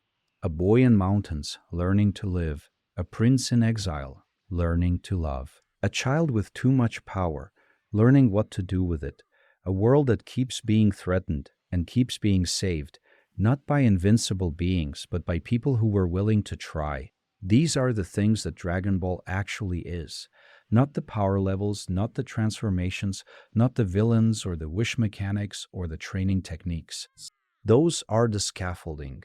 The building is about people who keep getting up, who keep pushing past what they thought was their limit, who find, repeatedly, that what they were capable of was more than what they had been told. There is something worth carrying into sleep in that. The idea that the limit is not a wall, that the version of you resting tonight is not the final version, that somewhere ahead, if you are willing to keep moving toward it, there is a form you have not taken yet, and it is waiting, patient, at the edge of what you know. Let that be the last thing. Let the room settle into that, and let the rest of the night carry you forward, gently into whatever comes next. The 21st Tenkaichi Budokai is the first tournament Goku attends, and it carries the energy of a debut, everything unfamiliar, everything possible, the brackets drawn without anyone knowing what the results will be. Goku loses to Master Roshi, who is competing in disguise under the name Jackie Chun, and the loss is framed not as a failure, but as a measure. Here is where you are, here is how far you have to go. The tournament functions as a calibration device, a way of placing Goku on the map of the world's strength before the map has grown large enough to include the things that will eventually define him. The 22nd Budokai introduces Tien Shinhan and Chiaotzu as genuine threats. Not comedy antagonists, but serious fighters whose style and training are completely different from what Goku has encountered before. The fight between Goku and Tien is genuinely close, and its outcome is decided by a detail of geometry rather than pure power. Tien wins on a technicality involving who lands first. The series acknowledges this openly, refusing to pretend the loss was anything other than what it was. Goku accepts it the same way. He notes the gap and begins to close it. The World Martial Arts tournaments of Dragon Ball Super, specifically the exhibition match between Universe 6 and Universe 7, bring back the tournament format in a context that is both nostalgic and genuinely new. The rules are the same, the stakes are different, and the characters attending as representatives of their universe carry histories that the original tournament format could never have imagined. When Vegeta steps into the ring representing Universe 7, He is not simply a fighter. He is a prince of a destroyed planet, a husband and father, a rival who became something else, fighting in a format that has existed longer than his life as a changed man. The layers are present even when they are not spoken. When Dragon Ball Z moves past the Cell Saga into the period known as the Great Saiyaman arc, it makes a deliberate choice to lower its register, to give the audience and the characters a breath after the extended tension that preceded it. Gohan is in high school. He is wearing a disguise. He is performing heroics in a city that does not know what real power looks like, and the comedy of that mismatch is played with genuine affection.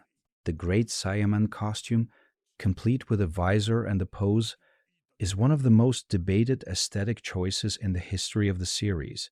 It was designed by Gohan himself, which tells you something about his character. He thought a disguise required a full visual identity, not just a mask. The earnestness with which he commits to the persona is, depending on your perspective, either endearing or embarrassing. And the series seems to understand that both responses are valid simultaneously. Vidal, who becomes Gohan's partner and eventual wife, is introduced in this arc as a fighter in her own right, competent, competitive, and distinctly unimpressed by the Great Saiyaman's theatrics. Her relationship with Gohan develops slowly and is grounded in mutual respect that precedes romantic feeling. She learns to fly. She enters the World Martial Arts Tournament. She becomes part of a story much larger than the one she expected to enter when she first began investigating the identity of the mysterious costumed hero. The art treats her development seriously even while surrounding it with comedy. The 25th Budokai, which follows the Great Saiyaman arc, is notable for reuniting characters who have not been in the same room for years. Goku, permitted to return to Earth for a single day, attends the tournament and encounters his family and friends in a setting that carries the whole weight of their shared history. The tournament setting, with its structure of rounds and brackets, creates a frame for reunion and for the re-establishment of relationship that would be harder to achieve in a purely dramatic context. It is, in this sense, doing exactly what the tournaments have always done, providing a form within which the real subject can be addressed. There are 145 chapters in the original Dragon Ball manga, running from 1984 to 1995. There are more than 500 episodes of Dragon Ball Z across its original broadcast, run and its Kai revision. There are Dragon Ball Super chapters still being published, the story still unfolding in the hands of Toyotaro, who has spoken openly about his reverence for what Toriyama built and his sense of responsibility in continuing it. The totality of it is genuinely large, not in the abstract way that large things are large, too big to hold in mind, but in the specific way that something built piece by piece over decades is large.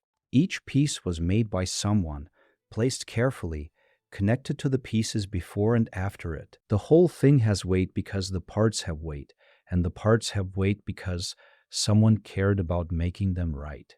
This is perhaps the most important fact about Dragon Ball that is not usually listed among the trivia. It was made with care. Toriyama drew things he found interesting and trusted his readers to find them interesting too. He let his characters grow without forcing them to remain what they had been. He made mistakes and then made them part of the story.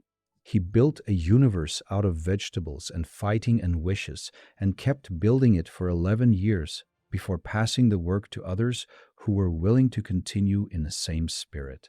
The fans, who have gathered in every corner of the world, who have learned words from a language they did not speak because they needed to know exactly what the characters were saying, who have drawn fan art and written theories and attended conventions and carried these stories with them across the years of their lives, they are part of it too. The stories that last are the ones that find the people who need them, and Dragon Ball found a great many people. It is still finding them. It will keep finding them, and on quiet nights like this, it finds them in the most ordinary way imaginable, simply by being worth listening to, slowly in the dark. There is a kind of continuity in Dragon Ball that operates beneath the plot, a continuity of small visual details and recurring objects that reward the people who look closely. The specific model of capsule motorcycle that Bulma uses in the first chapter reappears, occasionally in background shots years later. The orange gi that Goku trains in was passed down from Grandpa Gohan and then replaced by Roshi's version of the same design, and the small difference in the symbol on the back, which changes as Goku moves between teachers, is visible to anyone paying attention. These details are not dramatic. They are simply there, evidence of someone caring about continuity for its own sake, because it felt right to care. The four-star Dragon Ball, the one that belonged to Grandpa Gohan and that Goku keeps close through much of the early series, carries a particular emotional charge among longtime fans. It is not simply a Dragon Ball. It is a connection to the only father figure Goku knew in his childhood, a portable memory worn on a hat or kept within reach. When it reappears in GT as part of the Pan storyline, older viewers feel the weight of everything it has accumulated, all the years and losses and growth that separate the child in the mountains from the man standing before his own granddaughter in a world that has changed immeasurably around him. These are the details that sustain a long love for a story, not the moments of highest power or greatest drama, but the moments when the work reveals that it remembers itself, that it knows what it has been and carries that knowledge forward into what it is becoming. That kind of remembering is its own form of care, and it is what makes returning to these stories feel, even after many years, like coming back to something that was waiting patiently for you. Dragon Ball remembers its smallest moments with the same faithfulness that it remembers its largest ones, and it is that faithfulness, perhaps more than any transformation or tournament or triumph, that has kept so many people coming back across so many years of their lives. Every major story carries a population of people who are not the protagonists, people who exist in the margins of the central drama, and who give the world its sense of depth. Dragon Ball has an unusually rich collection of these supporting figures, characters who appear briefly or intermittently, but who carry enough detail to feel fully inhabited. Launch is one of the earliest examples. She appears in the original Dragon Ball as a recurring figure with a peculiar condition. When she sneezes, her personality transforms completely, shifting from a gentle and warm-hearted woman into someone aggressive and armed. Toriyama has said in interviews that he simply forgot about Launch as Dragon Ball Z began, which is why she gradually disappeared from the narrative. She remains a beloved figure among fans of the original series for exactly the qualities that made her difficult to integrate into a more serious story. She is strange and specific in a way that suits the early Dragon Ball's comedic register perfectly. Oolong and Puar, the shape-shifting pig and the shape-shifting cat who accompany Goku and Bulma in the earliest chapters, fulfill a similar function. They are characters built for a lighter story, and their presence in later material is always a reminder of what Dragon Ball was before it became what it became. Oolong's ability to transform, limited crucially to short periods before he needs to rest, mirrors Goku's own developing power in a comedic register. They are both becoming, just at very different rates and toward very different ends. Korin, the immortal cat who lives atop Korin's tower, is a figure of genuine mysticism presented with complete comic nonchalance. He is hundreds of years old. He has trained Master Roshi. He possesses a water called the Sacred Water that Goku climbs an enormous tower to obtain, only to discover that the water itself has no power, that the training was in the climbing, not in the reward. This is a lesson about the nature of growth that the series delivers through comedy, wrapping something philosophically substantial inside a joke about an old cat and a very tall tower. Yajirobe, who meets Goku in the wilderness during the King Piccolo saga, and who proceeds to be present at several of the most consequential moments in Dragon Ball Z while consistently declining to do more than he must, is a character whose specific form of cowardice is presented with something close to affection. He cuts off Vegeta's tail during the Saiyan invasion at exactly the right moment, saving Goku from a situation that had become untenable. He delivers Sanzu beans at critical junctures.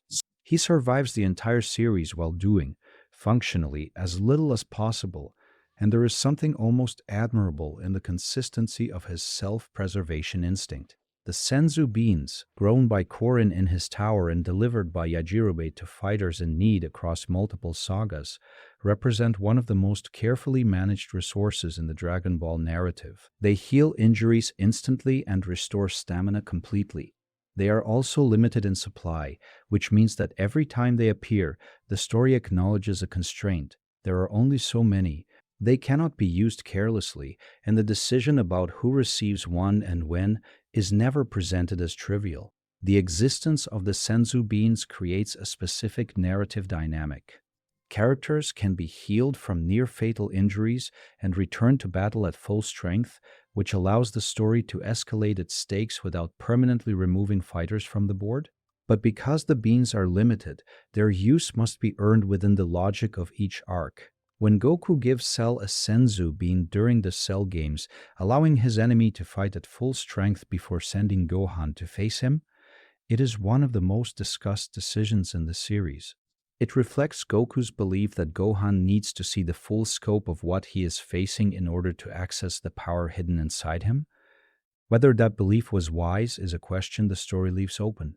The gravity of daily life in the Dragon Ball world is calibrated differently than our own, or at least the gravity that matters, the internal weight of power, of responsibility, of becoming, operates on scales that the story slowly introduces over years of narrative time.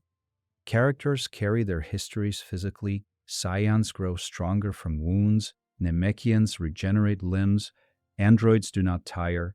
These biological facts shape the strategies of every battle, and understanding them is part of what makes following Dragon Ball a long and satisfying education in a very specific kind of fictional physics. Dende's healing ability, the power to restore others to full health through touch and concentration, a capacity he first demonstrates as a child on Namek, is another resource the story manages carefully. It is not unlimited, it costs Dende something to use it, and using it repeatedly in a short period exhausts him. The series is specific about this in ways that prevent the ability from becoming a narrative convenience. Healing has a cost. Recovery takes something. These details are quiet, but they matter. Weekly Shonen Jump is the manga anthology magazine that has, over its history, published some of the most widely read comics in the world. Dragon Ball ran in its pages from 1984 to 1995, sharing those years with other series that would themselves become landmarks of their medium. The environment of Weekly Shonen Jump during Dragon Ball's run was one of intense competition. Reader polls determined the placement of each series within the issue, and placement affected visibility, which affected readership, which could determine whether a series continued or ended. Dragon Ball's success in these polls was consistent, but not always dominant. There were periods when the series ranked below other titles, and Toriyama's editor, Kazuhiko Torishima, whose influence on the early direction of Dragon Ball is well documented, pushed for changes that he believed would improve the series' performance. The introduction of martial arts tournaments was partly a response to reader and editorial feedback indicating that action and competition were drawing more enthusiasm than the treasure hunt structure of the earliest chapters. These pressures shape the story in ways that are visible in retrospect, though they are rarely discussed by fans who encounter Dragon Ball as a completed artifact rather than as a serial publication. The relationship between a weekly manga artist and their editor is one of the most consequential creative partnerships in Japanese publishing, and Toriyama's experience of it was formative. He has spoken with warmth about the editors who pushed him well and with measured candor about the directions he was pushed that he found less satisfying. The balance between artistic instinct and commercial necessity, between the story Toriyama wanted to tell and the story the market was rewarding, is visible throughout Dragon Ball's run, and understanding that tension adds a layer of context to decisions that might otherwise seem arbitrary. The physical act of producing Dragon Ball on a weekly schedule was demanding in ways that are difficult to fully appreciate from outside the process. Toriyama drew every page himself, often working around the clock in the days leading up to his deadline, sleeping when the work allowed it, and eating when he remembered to. This pace, maintained across 11 years, produced something that reads as remarkably consistent, a testament to both his discipline and his instinct, which was developed enough by that point that the decisions he needed to make quickly were usually the right ones. The animation of Dragon Ball Z is a subject that rewards close attention because the quality across the series is significantly uneven in ways that reveal a great deal about how Japanese television animation was produced in the 1990s. Some episodes are rendered with extraordinary care.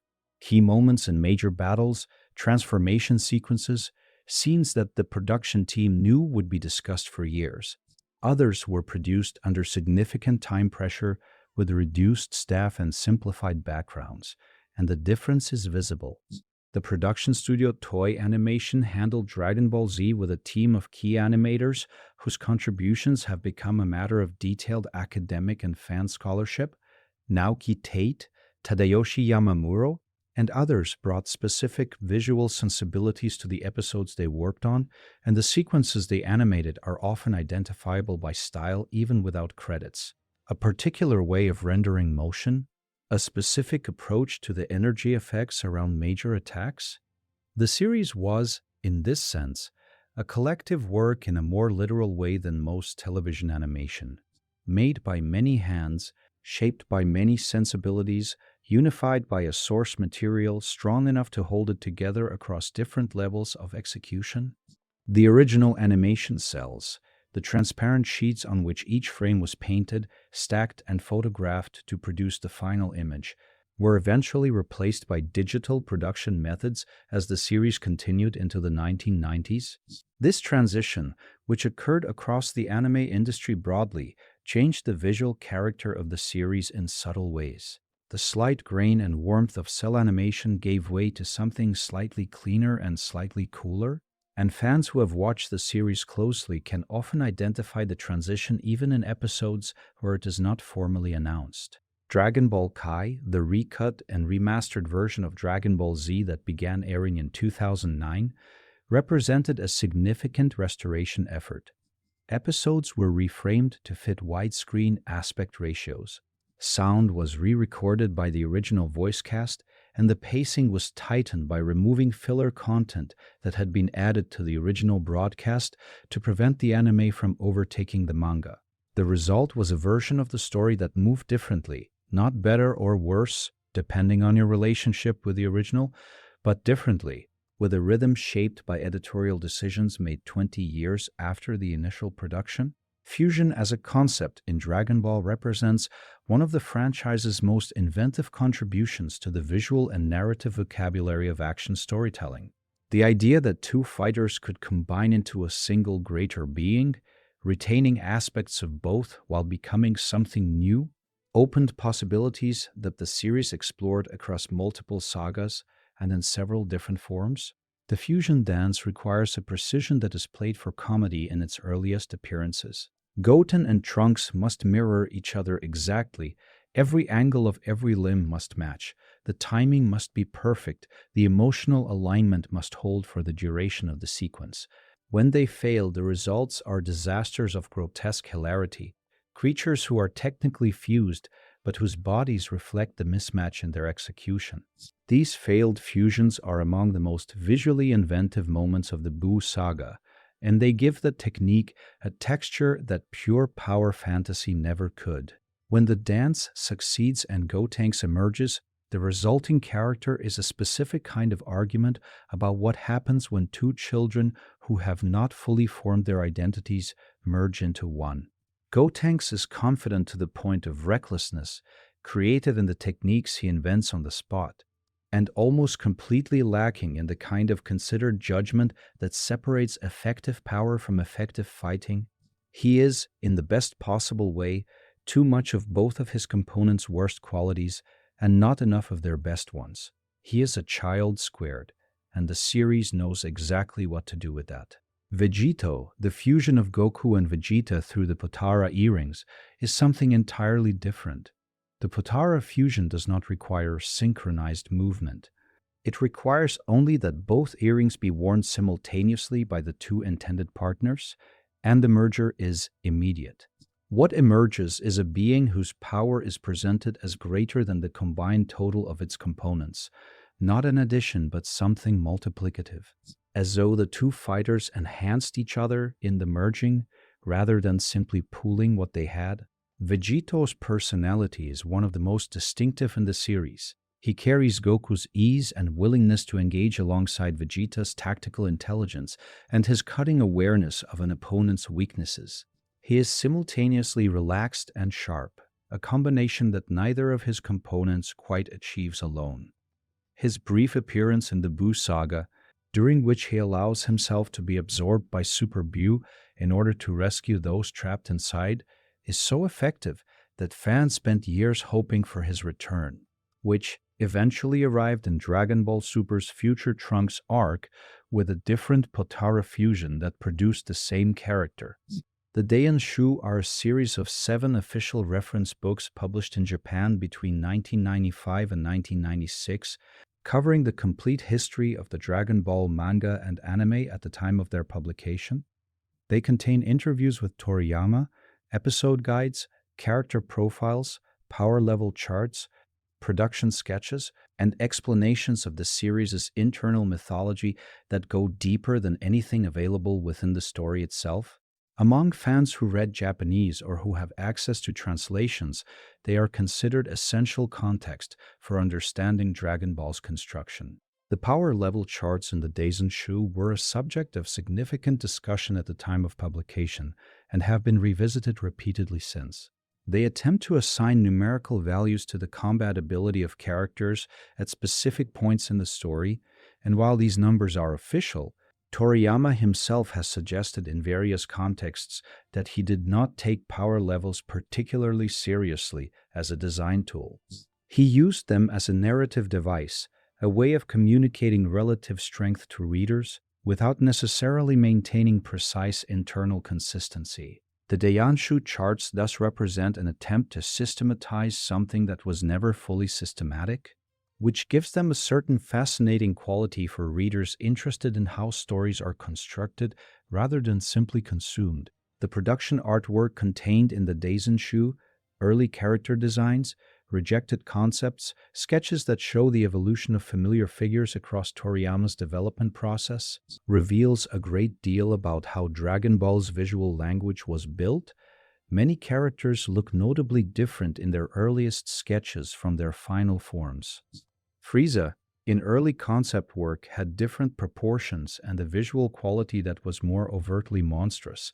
Goku's design evolved subtly across the series in ways that are visible when you compare early chapters to later ones, a natural drift in any artist's style across 11 years of continuous work. The interview sections in which Toriyama discusses his intentions and reflects on decisions he made in the course of the series provide context that the story itself could never provide. He confirms which deaths were intended to be permanent. He explains which characters he was reluctant to write and which ones he found unexpectedly easy. He discusses his relationship with his editor and the ways in which the publication process shaped decisions that appear from the outside to have been entirely creative choices. These interviews humanize the creation of Dragon Ball in a way that makes the finished work feel even more remarkable. A thing built by a person, with all the contingency and responsiveness to circumstances that human making involves. The final arc of Dragon Ball Z introduces two characters whose significance extends beyond the immediate story. Pan, the daughter of Gohan and Videl, who is born in the epilogue of the main series, and Oob, the human reincarnation of the pure Majin Buu, who appears at the 28th World Martial Arts Tournament as a boy of extraordinary latent power. Goku's decision to leave with Oob at the end of Dragon Ball Z, departing the tournament, departing his family, departing the familiar world of the series, is one of the most discussed endings in the franchise. He goes to train Oob because he recognizes in the boy the kind of potential that he has always been drawn to, and because he is, constitutionally, a person for whom the next challenge is always more compelling than the settled peace of what has already been achieved. This does not make the departure clean or uncomplicated, but it is entirely consistent with who Goku has always been. Pan appears in Dragon Ball GT as an adolescent, and the series places her at the center of several of its most significant story threads. Her relationship with her grandfather is warm and specific. She is perhaps the person in GT who understands Goku most immediately, even in his returned childhood form. She is also a fighter of genuine ability in her own right, and her participation in the early GT arcs as an active participant rather than a bystander gives the series one of its more appealing dynamics. Oob in GT has merged with the good Buu, the roundly innocent form of Majin Buu who had separated from the evil side during the Buu saga and who had been living on Earth peacefully ever since, and the result is a fighter of enormous power. The merger is another instance of the fusion concept explored in different register. Not two powerful fighters combining for tactical advantage, but a benign creature merging with the human who was originally his counterpart. The two halves of an ancient power finally reunited in a form that chooses goodness. Dragon Ball's spread beyond Japan followed the routes of anime distribution in the 1980s and 1990s, first to France and other parts of Europe, then to Latin America, then to North America, each translation carrying its own cast of voice actors and its own decisions about what to adapt and what to change. The result is that Dragon Ball is not one cultural experience, but many simultaneous ones, each slightly different from the others, each carrying its own generations of viewers who grew up with the specific version they encountered first. In France, Dragon Ball arrived early and found an enormous audience. The series was dubbed with performances that many French viewers still identify as definitively correct. The voices of those original actors are, for them, what Goku and Vegeta sound like, as inseparably as any Japanese viewer's association with Masako Nozawa. The French Dragon Ball fandom was among the earliest and most vocal outside Japan, and the passion of that fandom contributed materially to the series' eventual international expansion. In Latin America, Dragon Ball Z became one of the defining cultural texts of the 1990s generation. The Spanish dub produced in Mexico featured voice performances that are revered across the continent with an intensity that can surprise observers unfamiliar with the depth of the series' penetration into that region's cultural life. The phrase "es más de 9,000," the Spanish equivalent of the famous translated line, carries the same weight in that context as the English version carries in North America, a shorthand that unlocks recognition across decades and distances. The fan community that developed around Dragon Ball internationally was among the first to organize itself through the early internet, and the discussions that took place in fan forums and on early websites in the late 1990s helped shape the vocabulary and culture of online fandom more broadly. The arguments about power levels, the debates over dub versus sub, the sharing of artwork and speculation and translated interviews, these were among the earliest large-scale examples of what would eventually be called fandom culture, conducted by people who did not have a word for what they were doing, but who were doing it with remarkable consistency and commitment. The angels, who serve as attendants to each universe's god of destruction, are among the most mysterious figures introduced in Dragon Ball Super. They are not simply assistants or advisors, though they function in both capacities. They are something older and more fundamental, entities who exist outside the normal hierarchy of gods, who are not subject to the same rules of mortality and limitation that govern even the most powerful beings they serve.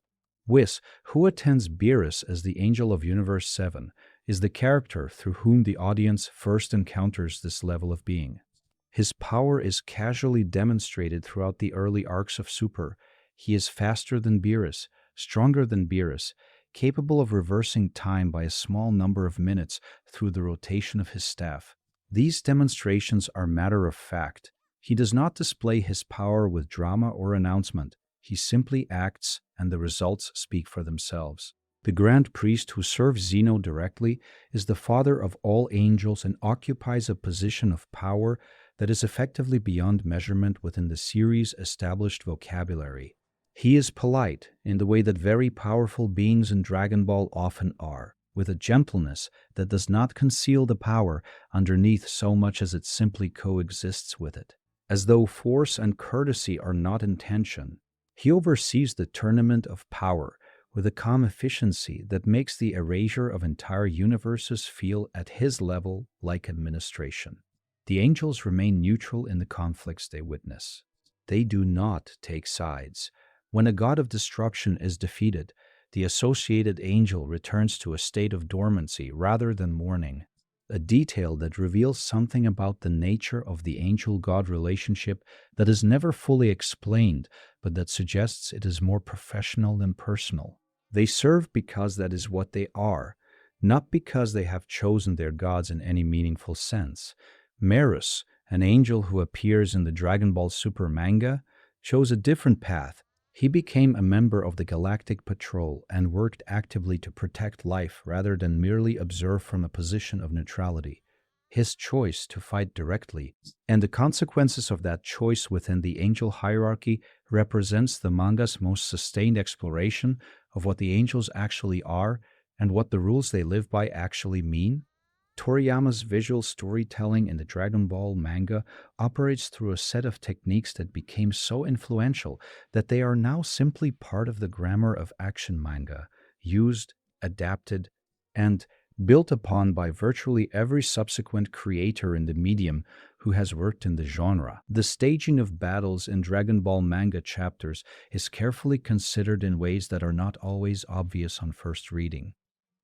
Toriyama uses panel size to convey impact, larger panels for moments of significant action, smaller panels for dialogue and transition, extreme close-ups for emotional beats where the expression on a face is more important than the space around it. The rhythm of a Dragon Ball battle chapter is musical in structure, moving between these different scales with a consistency that keeps the reader oriented even when the action itself is moving very fast. His backgrounds evolved dramatically across the series. In the earliest Dragon Ball chapters, backgrounds are relatively sparse, simple environments drawn quickly, enough to establish location without overwhelming the characters. As the series developed and Toriyama's confidence with the world grew, backgrounds became more detailed and more specifically realized. Certain locations, the Cam House with its small dock and surrounding water, the Lookout with its distinctive elevation marker, the World Tournament Arena with its ring and surrounding bleachers, became as recognizable as the characters themselves, drawn with enough consistency that readers could identify them at a glance. The speech bubble system in the Dragon Ball manga, where heroes speak in rounded bubbles and villains speak in angular ones, and where Super Saiyan characters receive angular bubbles to reflect the change in their nature, is one of the most elegant pieces of visual coding in the series. It operates below the threshold of conscious notice for most readers, but it does real work. It keeps readers calibrated to the moral and transformative states of characters even in scenes where the story does not announce those states directly. Toriyama's rendering of speed and impact, through motion lines, through the distortion of features during moments of extreme force, through the specific way he drew characters receiving hits, influenced a generation of action manga artists who came after him.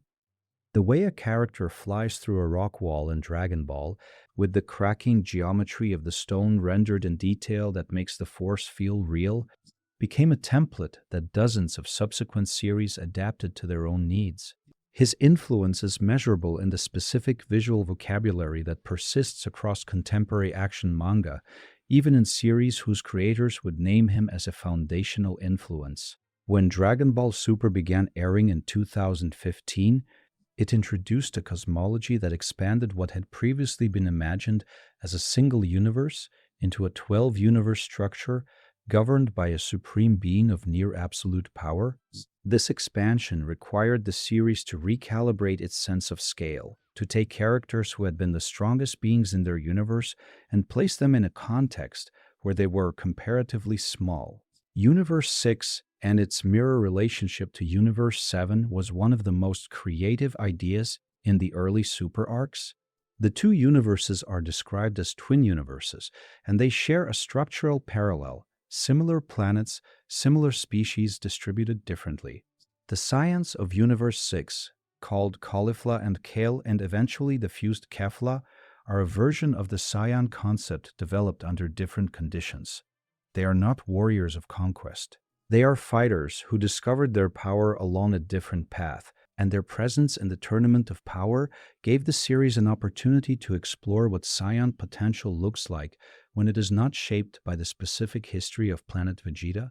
Jiren, the strongest fighter from Universe 11, represents the series' most rigorous attempt to create an antagonist whose power is genuinely beyond anything the protagonists have encountered, and whose philosophy is a coherent and considered response to that power. He believes in results over bonds, that strength is the only reliable truth, and that the connections between people are illusions that weaken those who maintain them. Goku's eventual surpassing of Jiren through Ultra Instinct is framed explicitly as an argument against this belief, that the power drawn from bonds and feeling is not weaker than solitary strength but deeper than it, and capable of exceeding what solitary strength can achieve. Ultra Instinct as a concept is carefully introduced across the Tournament of Power arc. It is not presented as a simple power-up, a new form to be achieved and then maintained. It is presented as a state, a quality of movement and response that emerges when the mind stops interfering with the body's action, when the fighter responds purely and immediately to what is happening without the fraction of hesitation that conscious thought introduces. The difficulty of achieving it deliberately is part of its narrative interest. It cannot be forced. It can only be opened toward. There are nights when it seems like the universe remembers things we have forgotten. The particular weight of a story heard in childhood, the pattern of it, the emotional texture of the moments that mattered most, stays somewhere inside us long after we have lost the details. Dragon Ball is, for many people who encountered it in the right years, one of those stories. It settled into them during a period when settling was easier, and it has not entirely left. This is not a universal experience. There are people who encountered Dragon Ball as adults and found it engaging but not essential, who can discuss it with knowledge and even affection without the specific charge that comes from first meeting a story when you were young and unguarded. Both relationships with the franchise are valid, but the second kind, the one forged in childhood, in Saturday mornings or after school afternoons, or the specific kind of staying up too late because the story would not let you go, is the one that tends to produce the most devoted and the most reflective fans. The devotion is not blind. People who love Dragon Ball are often the most exacting critics of its inconsistencies and its shortcomings. The power level incoherence, the treatment of certain female characters across different eras, the stretching of fights across more episodes than the story required, the occasional collapse of established stakes. These criticisms are made by people who care enough to notice and who respect the work enough to take it seriously. Love and critique are not opposites. For something this large and this long, they are the same gesture. What the stars remember is simpler than criticism and simpler than analysis. It is the feeling of the first transformation, not the technical details of what a Super Saiyan is or how it is achieved, but the feeling of watching a young man stand up after losing something irreplaceable and become suddenly and completely more than he had been. That feeling is the center of what Dragon Ball offers. Everything else is explanation. The original Dragon Ball anime ran for 153 episodes, covering the events of the manga from the first chapter through the aftermath of the 23rd Tenkaichi Budokai. Dragon Ball Z followed with 291 episodes in its original broadcast form, reduced to 167 in the Kai recut. Dragon Ball Super ran for 131 episodes before concluding its television broadcast run, with the manga continuing the story beyond where the anime ended. Goku does not know how to drive a car. This is a small and specific fact that appears across various moments in the series and that serves as a consistent reminder of his upbringing in the mountains with Grandpa Gohan. A childhood that gave him many things, but not the ordinary practical skills of the world he inhabits. He can fly. He can teleport across the universe using instant transmission. He cannot navigate traffic. The Tenkaichi Budokai, the World Martial Arts Tournament, is depicted as a genuinely popular event in the Dragon Ball world, watched by large audiences and covered by television cameras. The gap between what the audience sees and what is actually happening in the ring, the true scale of the power being displayed, the actual stakes of the confrontations, is one of the series' most sustained bits of quiet irony. People cheer for the entertainment value of what they are watching, while remaining completely unaware that the outcomes sometimes determine whether the planet continues to exist. Toriyama drew Goku and Bulma's first meeting in Chapter 1 of the Dragon Ball manga on a specific size of paper, B4, the standard for manga manuscript pages, with a specific type of pen nib that he has referenced in interviews as his preferred tool for the early chapters of the series. These are extremely small details. They are also, in their own way, the ground from which everything else grew, the specific physical circumstances under which a specific person made specific marks that became, over time, one of the most widely read comics in the history of the medium.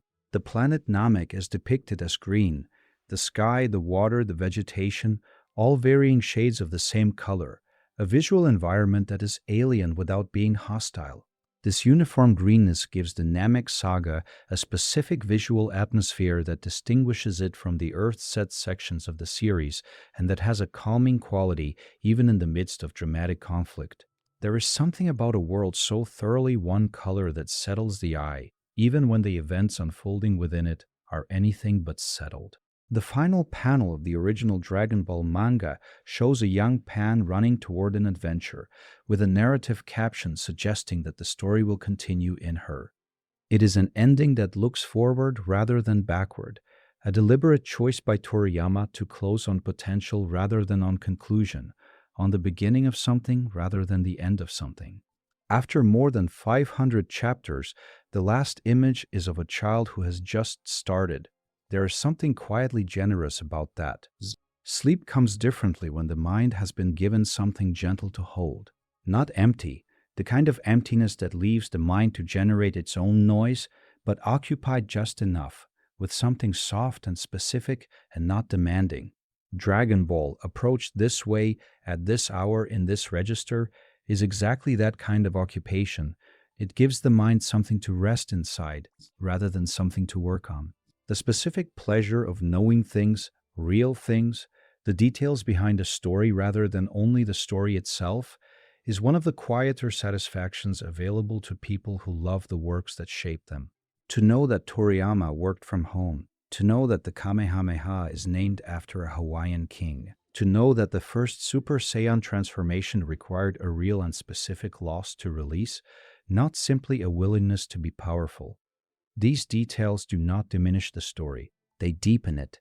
They give the emotional moments roots that reach down into the specific decisions of a specific person working in a specific place and time. The Dragon Balls are scattered now. The facts have been shared, and they will settle into whatever parts of the night mind they find available. And some of them will still be there in the morning, and some will have faded by then, which is exactly how nights like this are supposed to work. The details are not the point. The point is the feeling of the story, present in the room, calm in the darkness, asking nothing. Let the last thoughts be gentle ones. The orange ghee in the mountains, the 7 orange spheres scattered across the earth, each one carrying its number of stars, the wish made at the summit of the gathering, and then the long scatter, the long search, and the gathering again, always worth doing again, because the search is where the life is. The details have come and gone, names and transformations and songs and wishes and small decisions made by a single artist in a studio somewhere in Japan across 50 years of continuous work. They are the kinds of details that the daylight makes easy to overlook but that feel in the quiet hours like something worth knowing. Dragon Ball is not simply a story about fighting. It is a story about growth, about what happens when a person meets the edge of what they are capable of and chooses to reach beyond it. Goku does that. Gohan does that. Vegeta does that, slowly and painfully and without ever quite admitting it.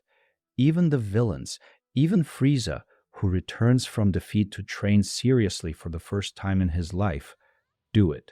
The series keeps returning to the same idea that the threshold is not a wall but a door, and on the other side is a version of yourself you did not know was possible. That is what 40 years of Dragon Ball amounts to in the end. Not power levels or transformation lists or the names of every technique, but the feeling, the specific quiet feeling, that whatever you are now is not the final version of what you could become. Let that thought settle. Let the room settle with it. If sleep is close, let it come. And if there are more questions about this universe to ask, they will be here tomorrow. Thanks for spending this time in the Dragon Ball universe with me. If you'd like to keep drifting, another video is ready on the left of your screen. Maybe let it play as you close your eyes.